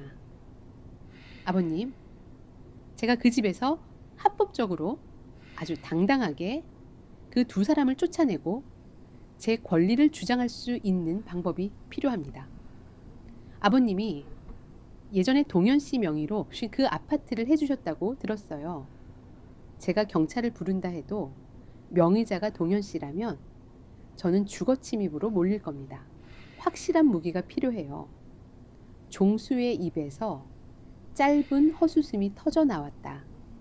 그것은 비웃음이 아니라 마침내 며느리가 제대로 된 도끼를 품었다는 사실에 대한 묘한 안도감과 통쾌함이 섞인 소리였다. 네가 한 가지 단단히 오해하고 있는 게 있구나, 미정아. 네, 동현이 그놈은 평생 내 앞에서는 고개도 못 들고 살면서 밖에서는 내 돈으로 지가 잘난 척 껍데기만 포장하고 사는 빈껍데기다. 그 아파트 내 평생 피땀 흘려번 돈으로 사준 거다. 내가 미쳤다고 그 속물 같은 놈 하나 믿고 그 큰 재산을 덜렁 넘겨줬겠느냐. 미정의 심장이 쿵 하고 내려앉았다. 동현이 그놈은 지 입으로 동네 방네 지 명의라고 떠들고 다녔겠지만 그 집 명의는 처음부터 공동 명의였다. 너와 그놈 반반씩 공동 명의요. 그래, 네가 동현이 그 못난 놈 뒤치다꺼리하며 고생하는 거 빤히 아는데 내가 며느리 목도 안 챙겨뒀을까봐. 내가 명예 이전할 때 네 도장도 같이 찍어서 서류 다 만들어 놨다. 동현이 그 자식도 알고는 있지만 지 알량한 자존심 때문에 내게는 철저히 비밀로 하고 혼자 명의자인 척 행세해온 게지. 미정은 뒤통수를 강하게 얻어맞은 듯한 충격에 휩싸였다. 자신이 매일같이 쓸고 닦으며 10년을 넘게 지켜온 그 집. 남편이 비밀번호를 바꾸고 자신을 쫓아냈을 때 명의가 없다는 이유만으로 문 한 번 제대로 두드리지 못하고 돌아서야 했던 그 집이 사실은 법적으로 그녀의 소유이기도 했다. 동현은 미정을 무일푼의 식충기로 취급하며 철저히 기만하고 권리를 통제해왔던 것이다. 동현이 그놈은 네가 공동명의자라는 사실을 평생 모를 거라고 생각하고 그따위 짓을 벌인 거다. 비밀번호를 바꾸고 널 쫓아낸 것 자체가 명백한 불법이지.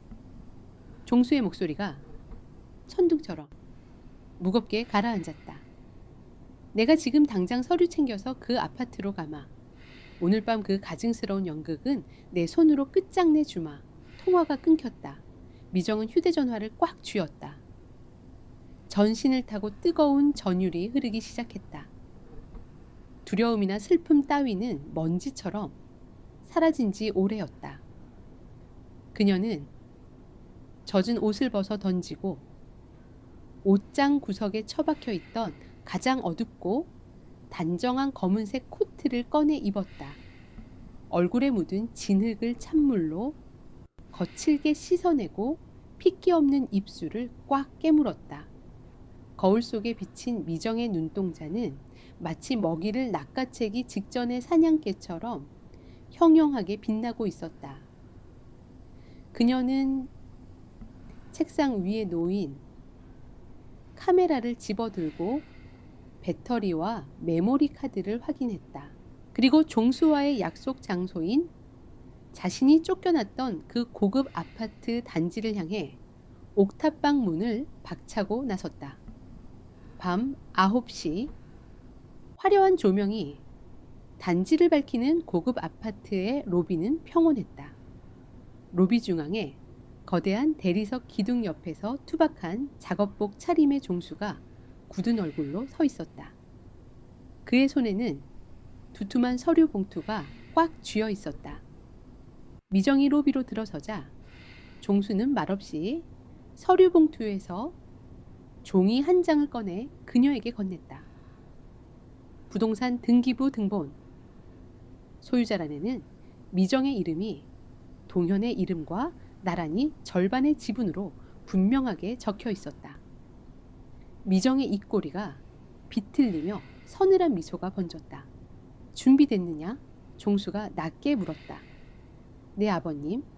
종수는 로비 안내 데스크에 앉아있는 보안 요원에게 다가갔다. 평소 동현이 팁을 쥐어주며 친분을 과시하던 깐깐하기로 소문난 보안 요원이었다. 150 2호 이동현, 당장 로비로 내려오라고 해라. 종수의 거친 목소리에 보안 요원이 미간을 찌푸렸다. 고급 아파트에 격에 맞지 않는 촌스러운 행사에게 노인과 비에 젖은 여자의 등장에 요원은 방어적인 태도를 취했다. 어르신 여기는 입주민의 허락 없이는 호출이 불가능합니다. 무슨 일이시죠? 종수가 코웃음을 치며 보안 요원의 얼굴 앞 유리 데스크 위로 등기부 등본을 거칠게 내리쳤다. 내 눈깔이 삐지 않은 이상 여기 적힌 소유자 이름이 이 여자 내 며느리로 되어 있는데 집주인이 자기 집 문 열라고 남편 새끼 부르는데 무슨 허락이 필요해? 당장 인터폰 쳐서 그 쓰레기 같은 놈 끌고 내려와. 종수의 호통 소리가 대리석 로비를 쩌렁쩌렁 울렸다. 보안 요원이 깜짝 놀라 서류를 확인하고는 당황한 기색을 감추지 못했다. 소란을 들은 입주민 몇몇이 발걸음을 멈추고 로비 쪽을 흥미롭게 지켜보기 시작했다. 체면과 소문이 생명인 이곳에서 이보다 더 자극적인 구경거리는 없었다. 보안 요원이 떨리는 손으로 인터폰을 눌렀다. 미정은 로비 한가운데에 꼿꼿하게 섰다. 그녀의 시선은 엘리베이터의 층수 표시기에 고정되어 있었다. 숫자가 15층에서 1층을 향해 서서히 내려오기 시작했다. 사냥감이 덫으로 걸어 들어오고 있었다. 미정은 카메라에 전원을 켰다. 동현이 그토록 지키고 싶어 했던 완벽한 체면의 껍데기가 벗겨지는 순간을 단 한 컷도 놓치지 않을 작정이었다. 방역의 막이 마침내 무겁게 솟아올랐다. 로비의 화려한 샹들리에 불빛 아래 1층을 가리키는 엘리베이터의 전자음이 날카롭게 울렸다. 은색 문이 스르륵 열리자 편안한 실내복 차림에 고급스러운 가죽 슬리퍼를 구겨 신은 동현이 귀찮은 기색을 역력히 띠며 걸어 나왔다. 그의 뒤에는 언제나 완벽한 세팅을 자랑하는 수진이 미정이 남겨두고 간 분홍색 실크 가운을 걸친 채 다정하게 팔짱을 끼고 있었다. 두 사람은 야간 보안 요원이 실수로 호출 버튼을 잘못 눌렀거니 생각하며 불만을 쏟아낼 작정이었다. 그러나 로비 한가운데 벼락 같은 표정으로 서 있는 늙은 아버지 종수와 그 옆에서 서늘하게 자신을 응시하고 있는 미정을 발견한 순간 동현의 걸음이 돌부리에 걸린 듯 멈칫했다. 수진 역시 당황한 듯 팔짱을 슬그머니 풀며 뒤로 한 걸음 물러섰다. 로비에는 산책을 마치고 돌아오던 입주민 몇몇과 안내 데스크의 보안 요원들이 숨죽인 채 이 기묘한 대치 상황을 흥미진진하게 지켜보고 있었다. 평소 점잖고 성공한 가정적인 남자로 동네에 소문이 자자했던 동현이기에 사람들의 호기심은 더욱 날카롭게 곤두섰다. 아, 아버지, 여긴 어쩐 일이세요? 연락도 없이. 동현이 당황한 기색을 애써 감추며 억지 웃음을 지어 보였다. 그의 시선이 미정을 향하자 찰나의 순간 경멸과 불안이 교차했다. 그리고 넌 왜 여기 있어? 내가 며칠만 기다리라고 했잖아. 동현이 미정에게 다가가 목소리를 낮추며 신경질적으로 속삭이려 했다. 주변의 시선을 의식한 전형적인 체면 차리기였다.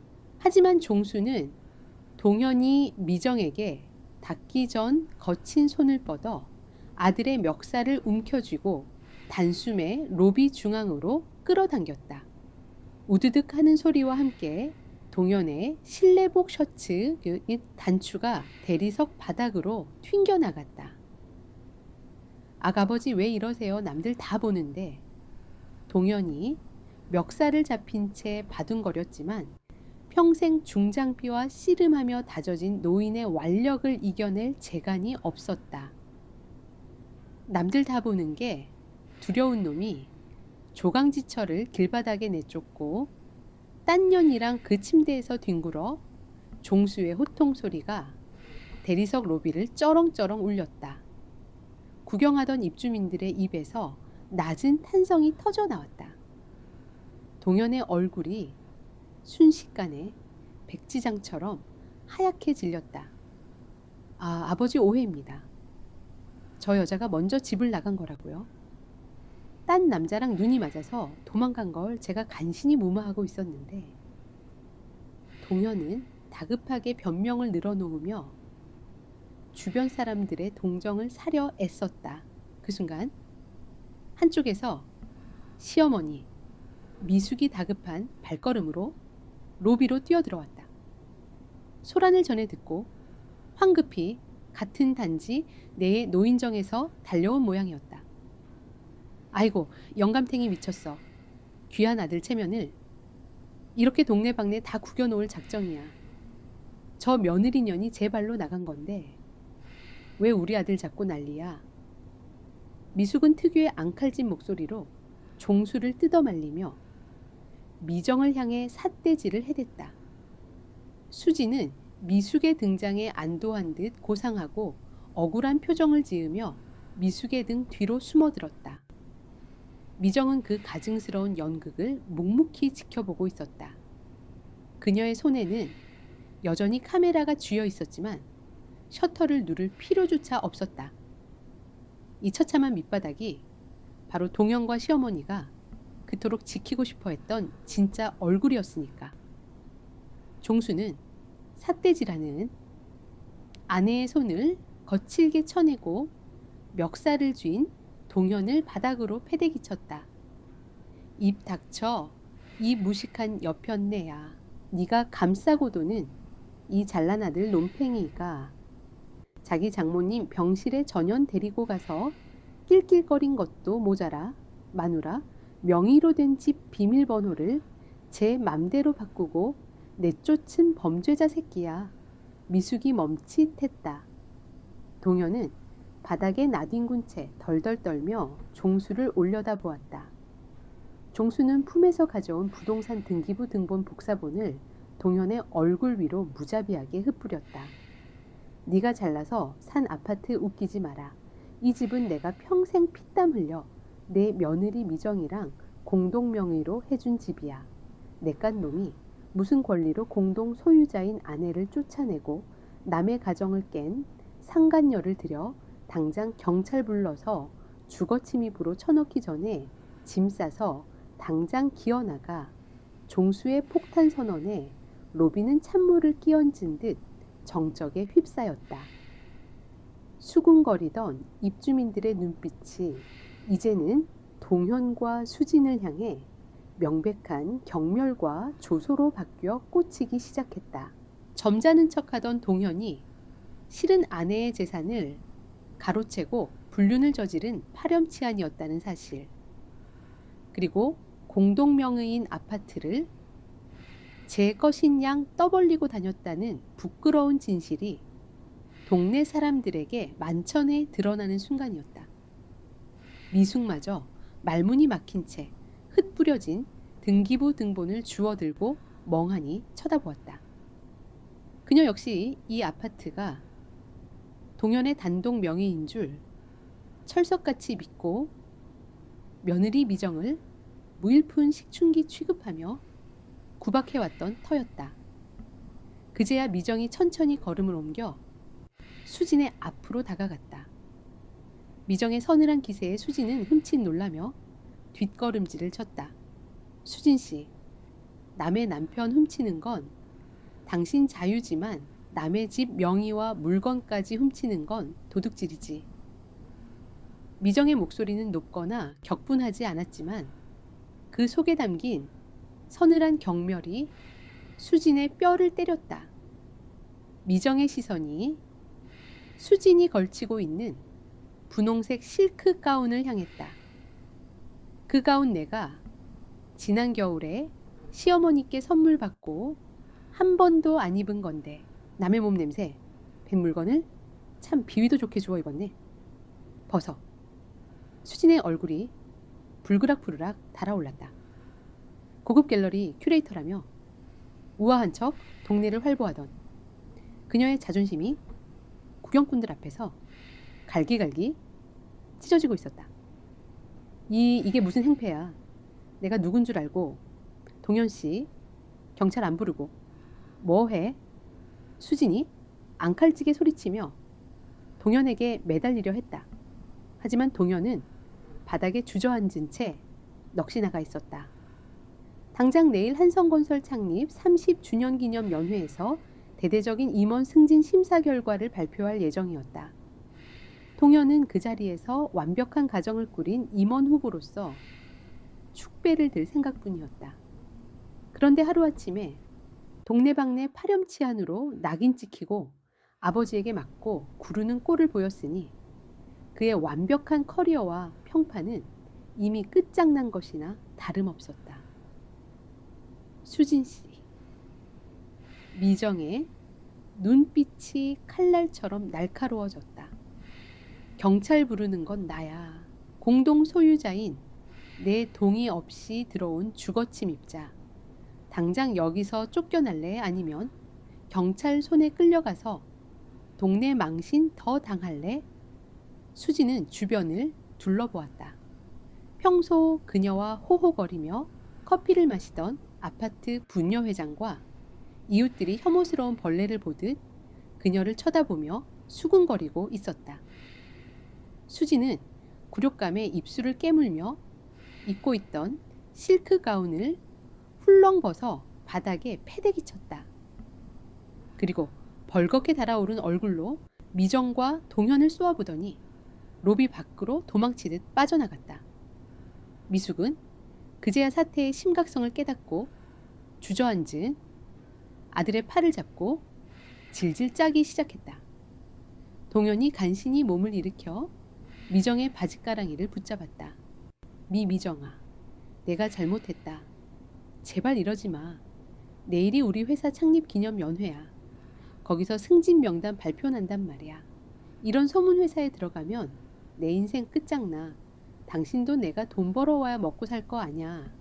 내가 서준이한테 다 잘 말할게. 제발 한 번만 덮어줘. 가장 구역질 나는 순간이었다.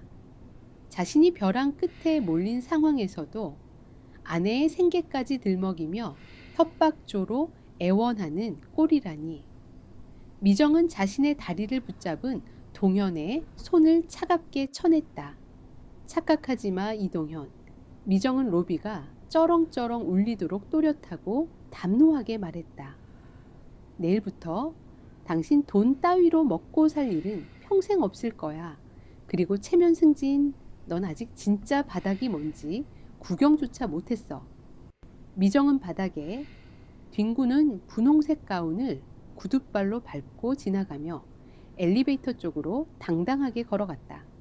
내일 있을 한성건설 창립 30주년 연회.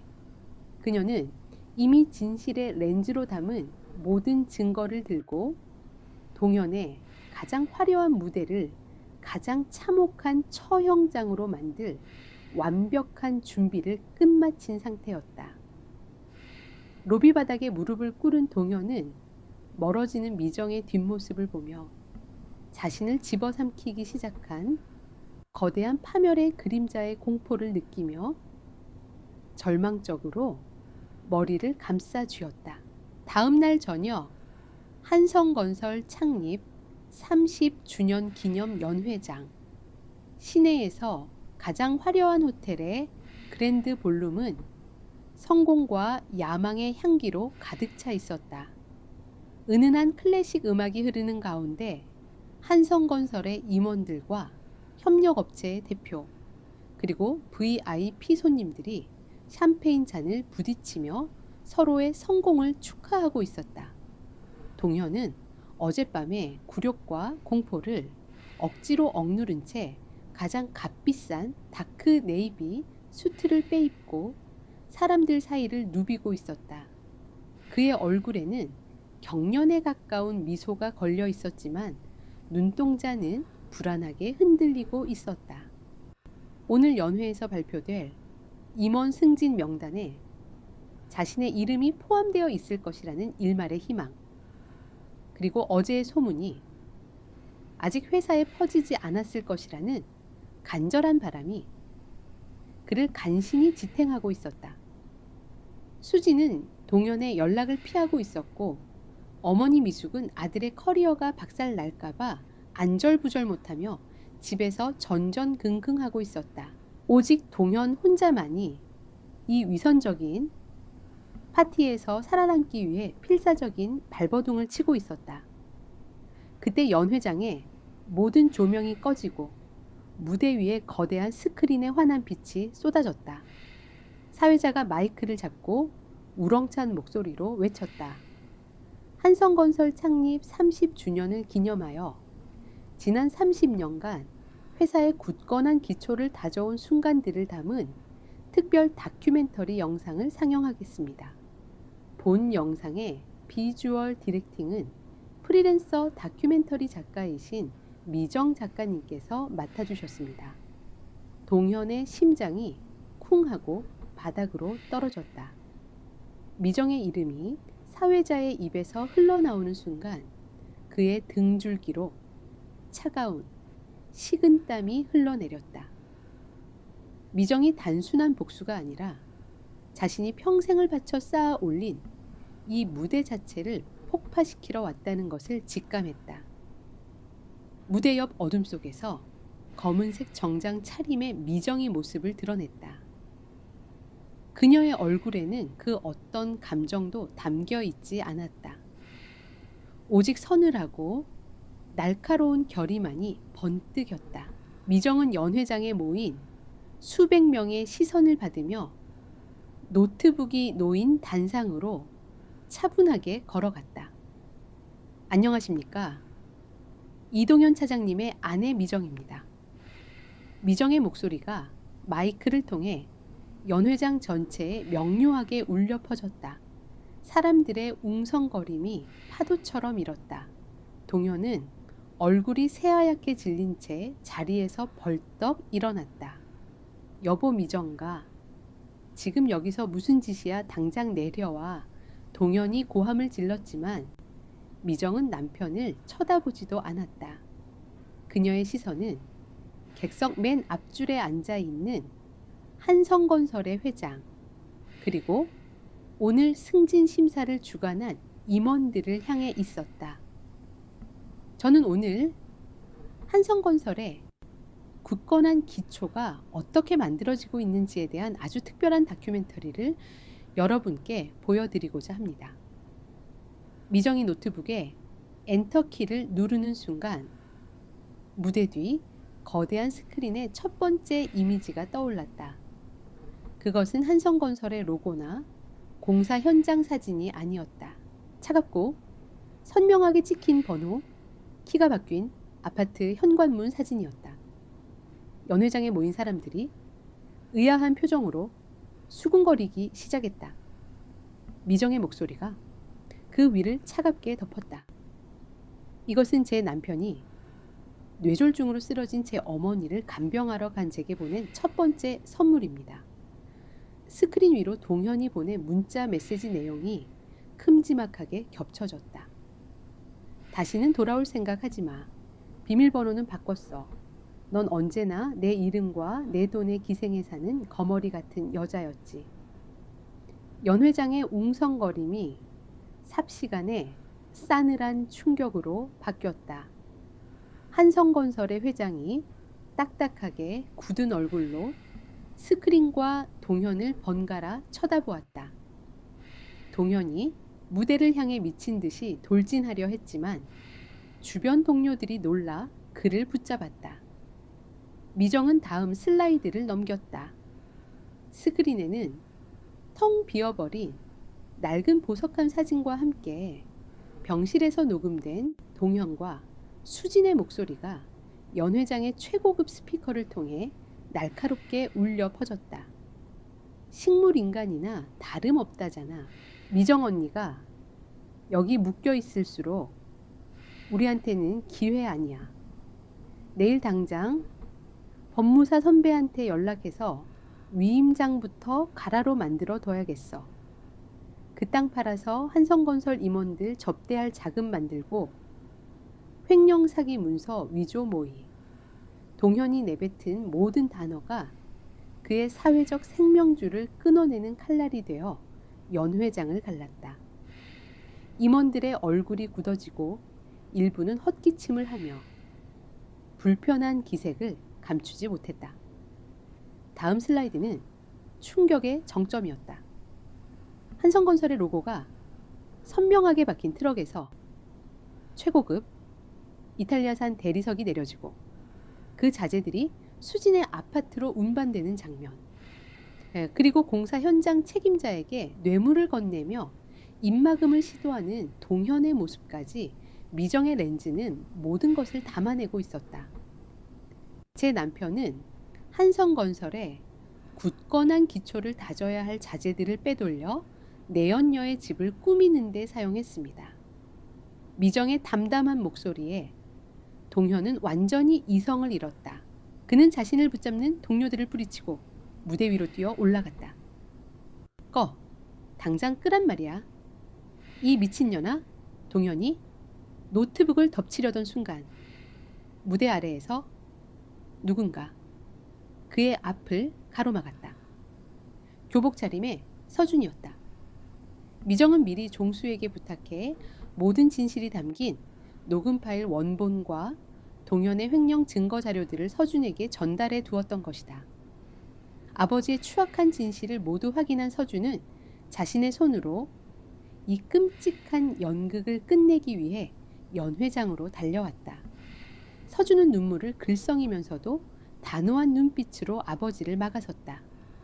그만하세요, 아버지. 더 이상 엄마를 괴롭히지 마세요. 제가 다 봤어요. 아버지가 제게 보여준 카톡도 통장 내역도 전부 거짓말이었잖아요. 아들의 배신에 동현은 만견자실한 표정으로 주저앉았다. 미정은 흔들리지 않고 마지막 사진을 스크린에 띄웠다. 그것은 진흙탕 속에서 찢어지고 짓밟힌 서준의 조정대회 사진이었다. 제 남편은 저를 집에서 내쫓고 제 돈을 훔치고 제 명예를 더럽혔습니다. 하지만 제가 가장 용서할 수 없는 것은 아들의 순수한 마음을 거짓으로 물들여 아들의 손으로 직접 엄마와의 추억을 찢어발기게 만들었다는 사실입니다. 미정은 마이크를 내려놓고 노트북에 전원을 껐다. 스크린이 암흑으로 변하자 연회장에는 숨 막히는 정적만이 흘렀다.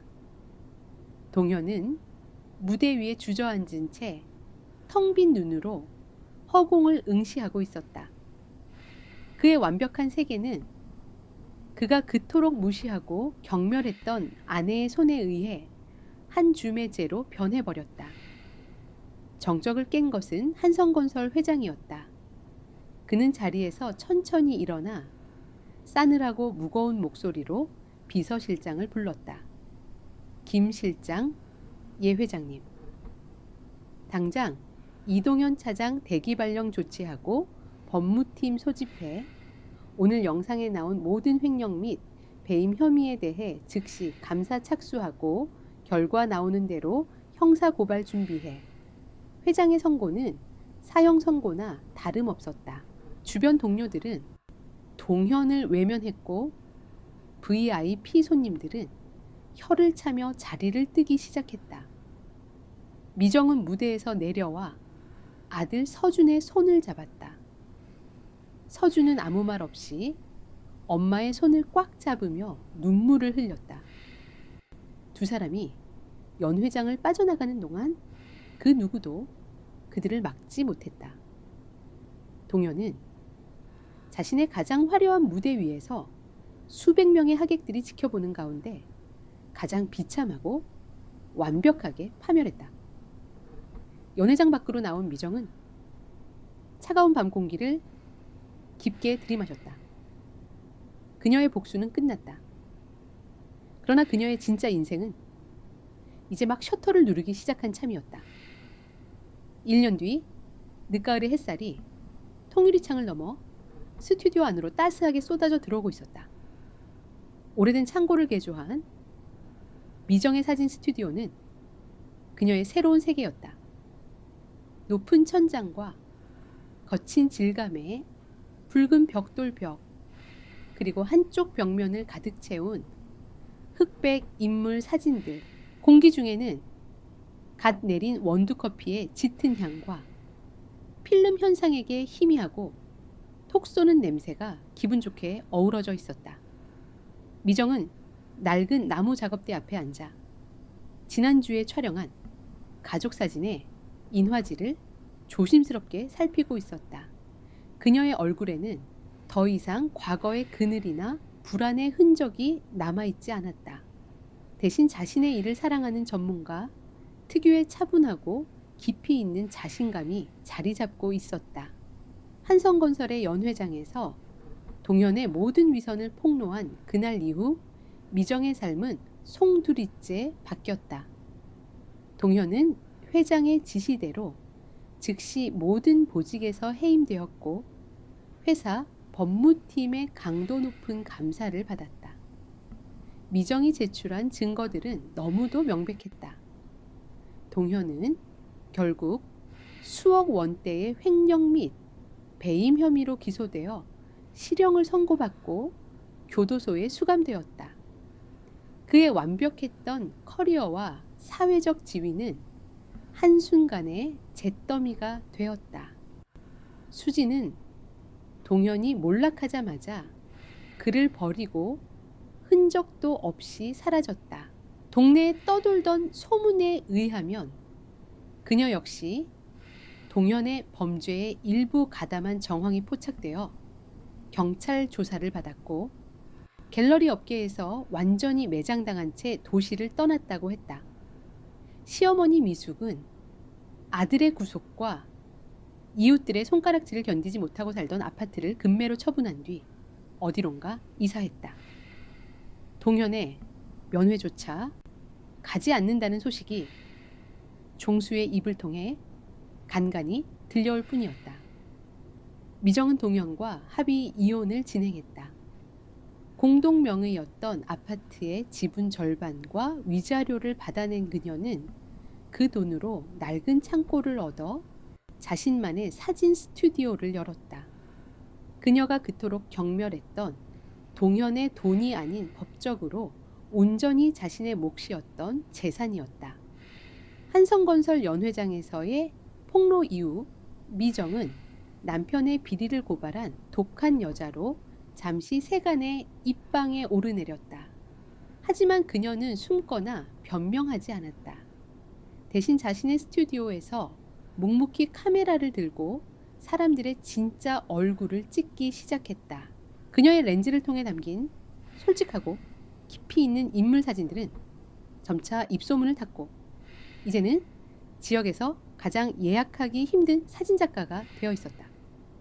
그녀는 더 이상 누구의 아내나 엄마가 아닌 사진작가 미정으로서 오롯이 자신의 삶을 살아가고 있었다. 엄마 커피 다 됐어요.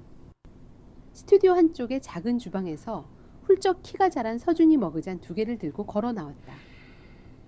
지난 1년간 서준의 얼굴에서는 어둡고 날카로웠던 가시가 사라지고 대신 한결 부드럽고 듬직한 소년의 모습이 자리 잡고 있었다. 아버지의 거짓말과 추악한 진실 앞에 서준은 큰 충격을 받았었다. 한동안 깊은 죄책감과 혼란 속에서 힘들어했지만 미정은 아들을 다그치거나 원망하지 않았다.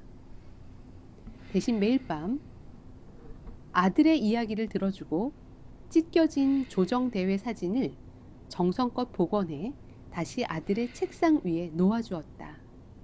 상처는 더뎠지만 모자의 관계는 서서히 그리고 더욱 단단하게 회복되어 갔다. 이제 주말마다 스튜디오에 나와 엄마의 일을 돕는 것은 서준의 가장 큰 즐거움이 되었다. 고마워 아들. 미정이 따뜻한 커피를 받아들며 미소 지었다. 그때 스튜디오의 낡은 문이 삐걱거리며 열리고 종수가 두툼한 외투를 입은 채 들어섰다. 그의 손에는 묵직한 보자기가 들려 있었다. 왔냐? 종수는 이제 미정의 스튜디오의 제 집처럼 드나드는 가장 든든한 지원군이었다. 그는 갓 쪄낸 따끈한 찐빵이 든 보자기를 작업대 위에 올려놓으며 퉁명스럽게 말했다. 지나가다 샀다. 식기 전에 먹어라. 세 사람은 작업대에 둘러앉아 김이 모락모락 피어오르는 찐빵을 나누어 먹었다. 동현의 이야기는 누구도 꺼내지 않았지만 그 침묵 속에는 과거의 상처를 함께 이겨낸 사람들만이 나눌 수 있는 깊은 유대감이 흐르고 있었다. 그때 미정의 시선이 스튜디오 한쪽 벽면에 걸린 가장 큰 액자로 향했다. 액자 속에는 휠체어에 앉은 어머니 경희의 모습이 담겨 있었다. 재활 치료를 통해 기적적으로 의식을 회복하고 말을 할 수 있게 된 경희는 여전히 몸의 오른쪽을 자유롭게 쓰지 못했다. 하지만 사진 속 그녀의 얼굴에는 그 어떤 절망도 담겨 있지 않았다. 따스한 가을 햇살 아래 딸과 손자를 바라보는 그녀의 눈빛은 한없이 온화하면서도 강인한 생명력으로 빛나고 있었다. 침묵의 목격자였던 어머니는 이제 새로운 삶을 살아가는 딸의 가장 자랑스러운 증인이 되어주었다. 서준이 찐빵을 다 먹고 자리에서 일어나더니 창가로 다가가 햇살을 받으며 기지개를 켰다. 미정의 눈에 그 모습이 들어왔다. 모든 아픔을 이겨내고 다시 빛을 향해 씩씩하게 나아가는 아들의 뒷모습. 순간 미정은 자신도 모르게 작업대 위에 놓여 있던 카메라를 집어들었다. 그녀는 익숙하게 카메라를 눈가로 가져갔다.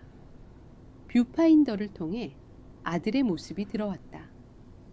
창문으로 쏟아지는 역광이 서준의 머리카락을 금빛으로 물들이고 굳게 담은 입가에는 희미한 미소가 걸려 있었다. 그 어떤 거짓도 꾸밈도 없는 오직 순수한 현재의 순간이었다. 미정의 손가락이 셔터 위에 가볍게 놓였다. 그녀는 더 이상 과거의 상처를 기록하지 않았다. 그녀의 렌즈는 이제 상처를 딛고 피어난 새로운 희망과 사랑을 향해 있었다. 셔터가 눌렸다. 찰칵. 스튜디오 안을 울리는 경쾌하고 맑은 소리. 그것은 어둠의 시간을 끝내고 마침내 찾아온 자유의 순간을 포착하는 소리였다.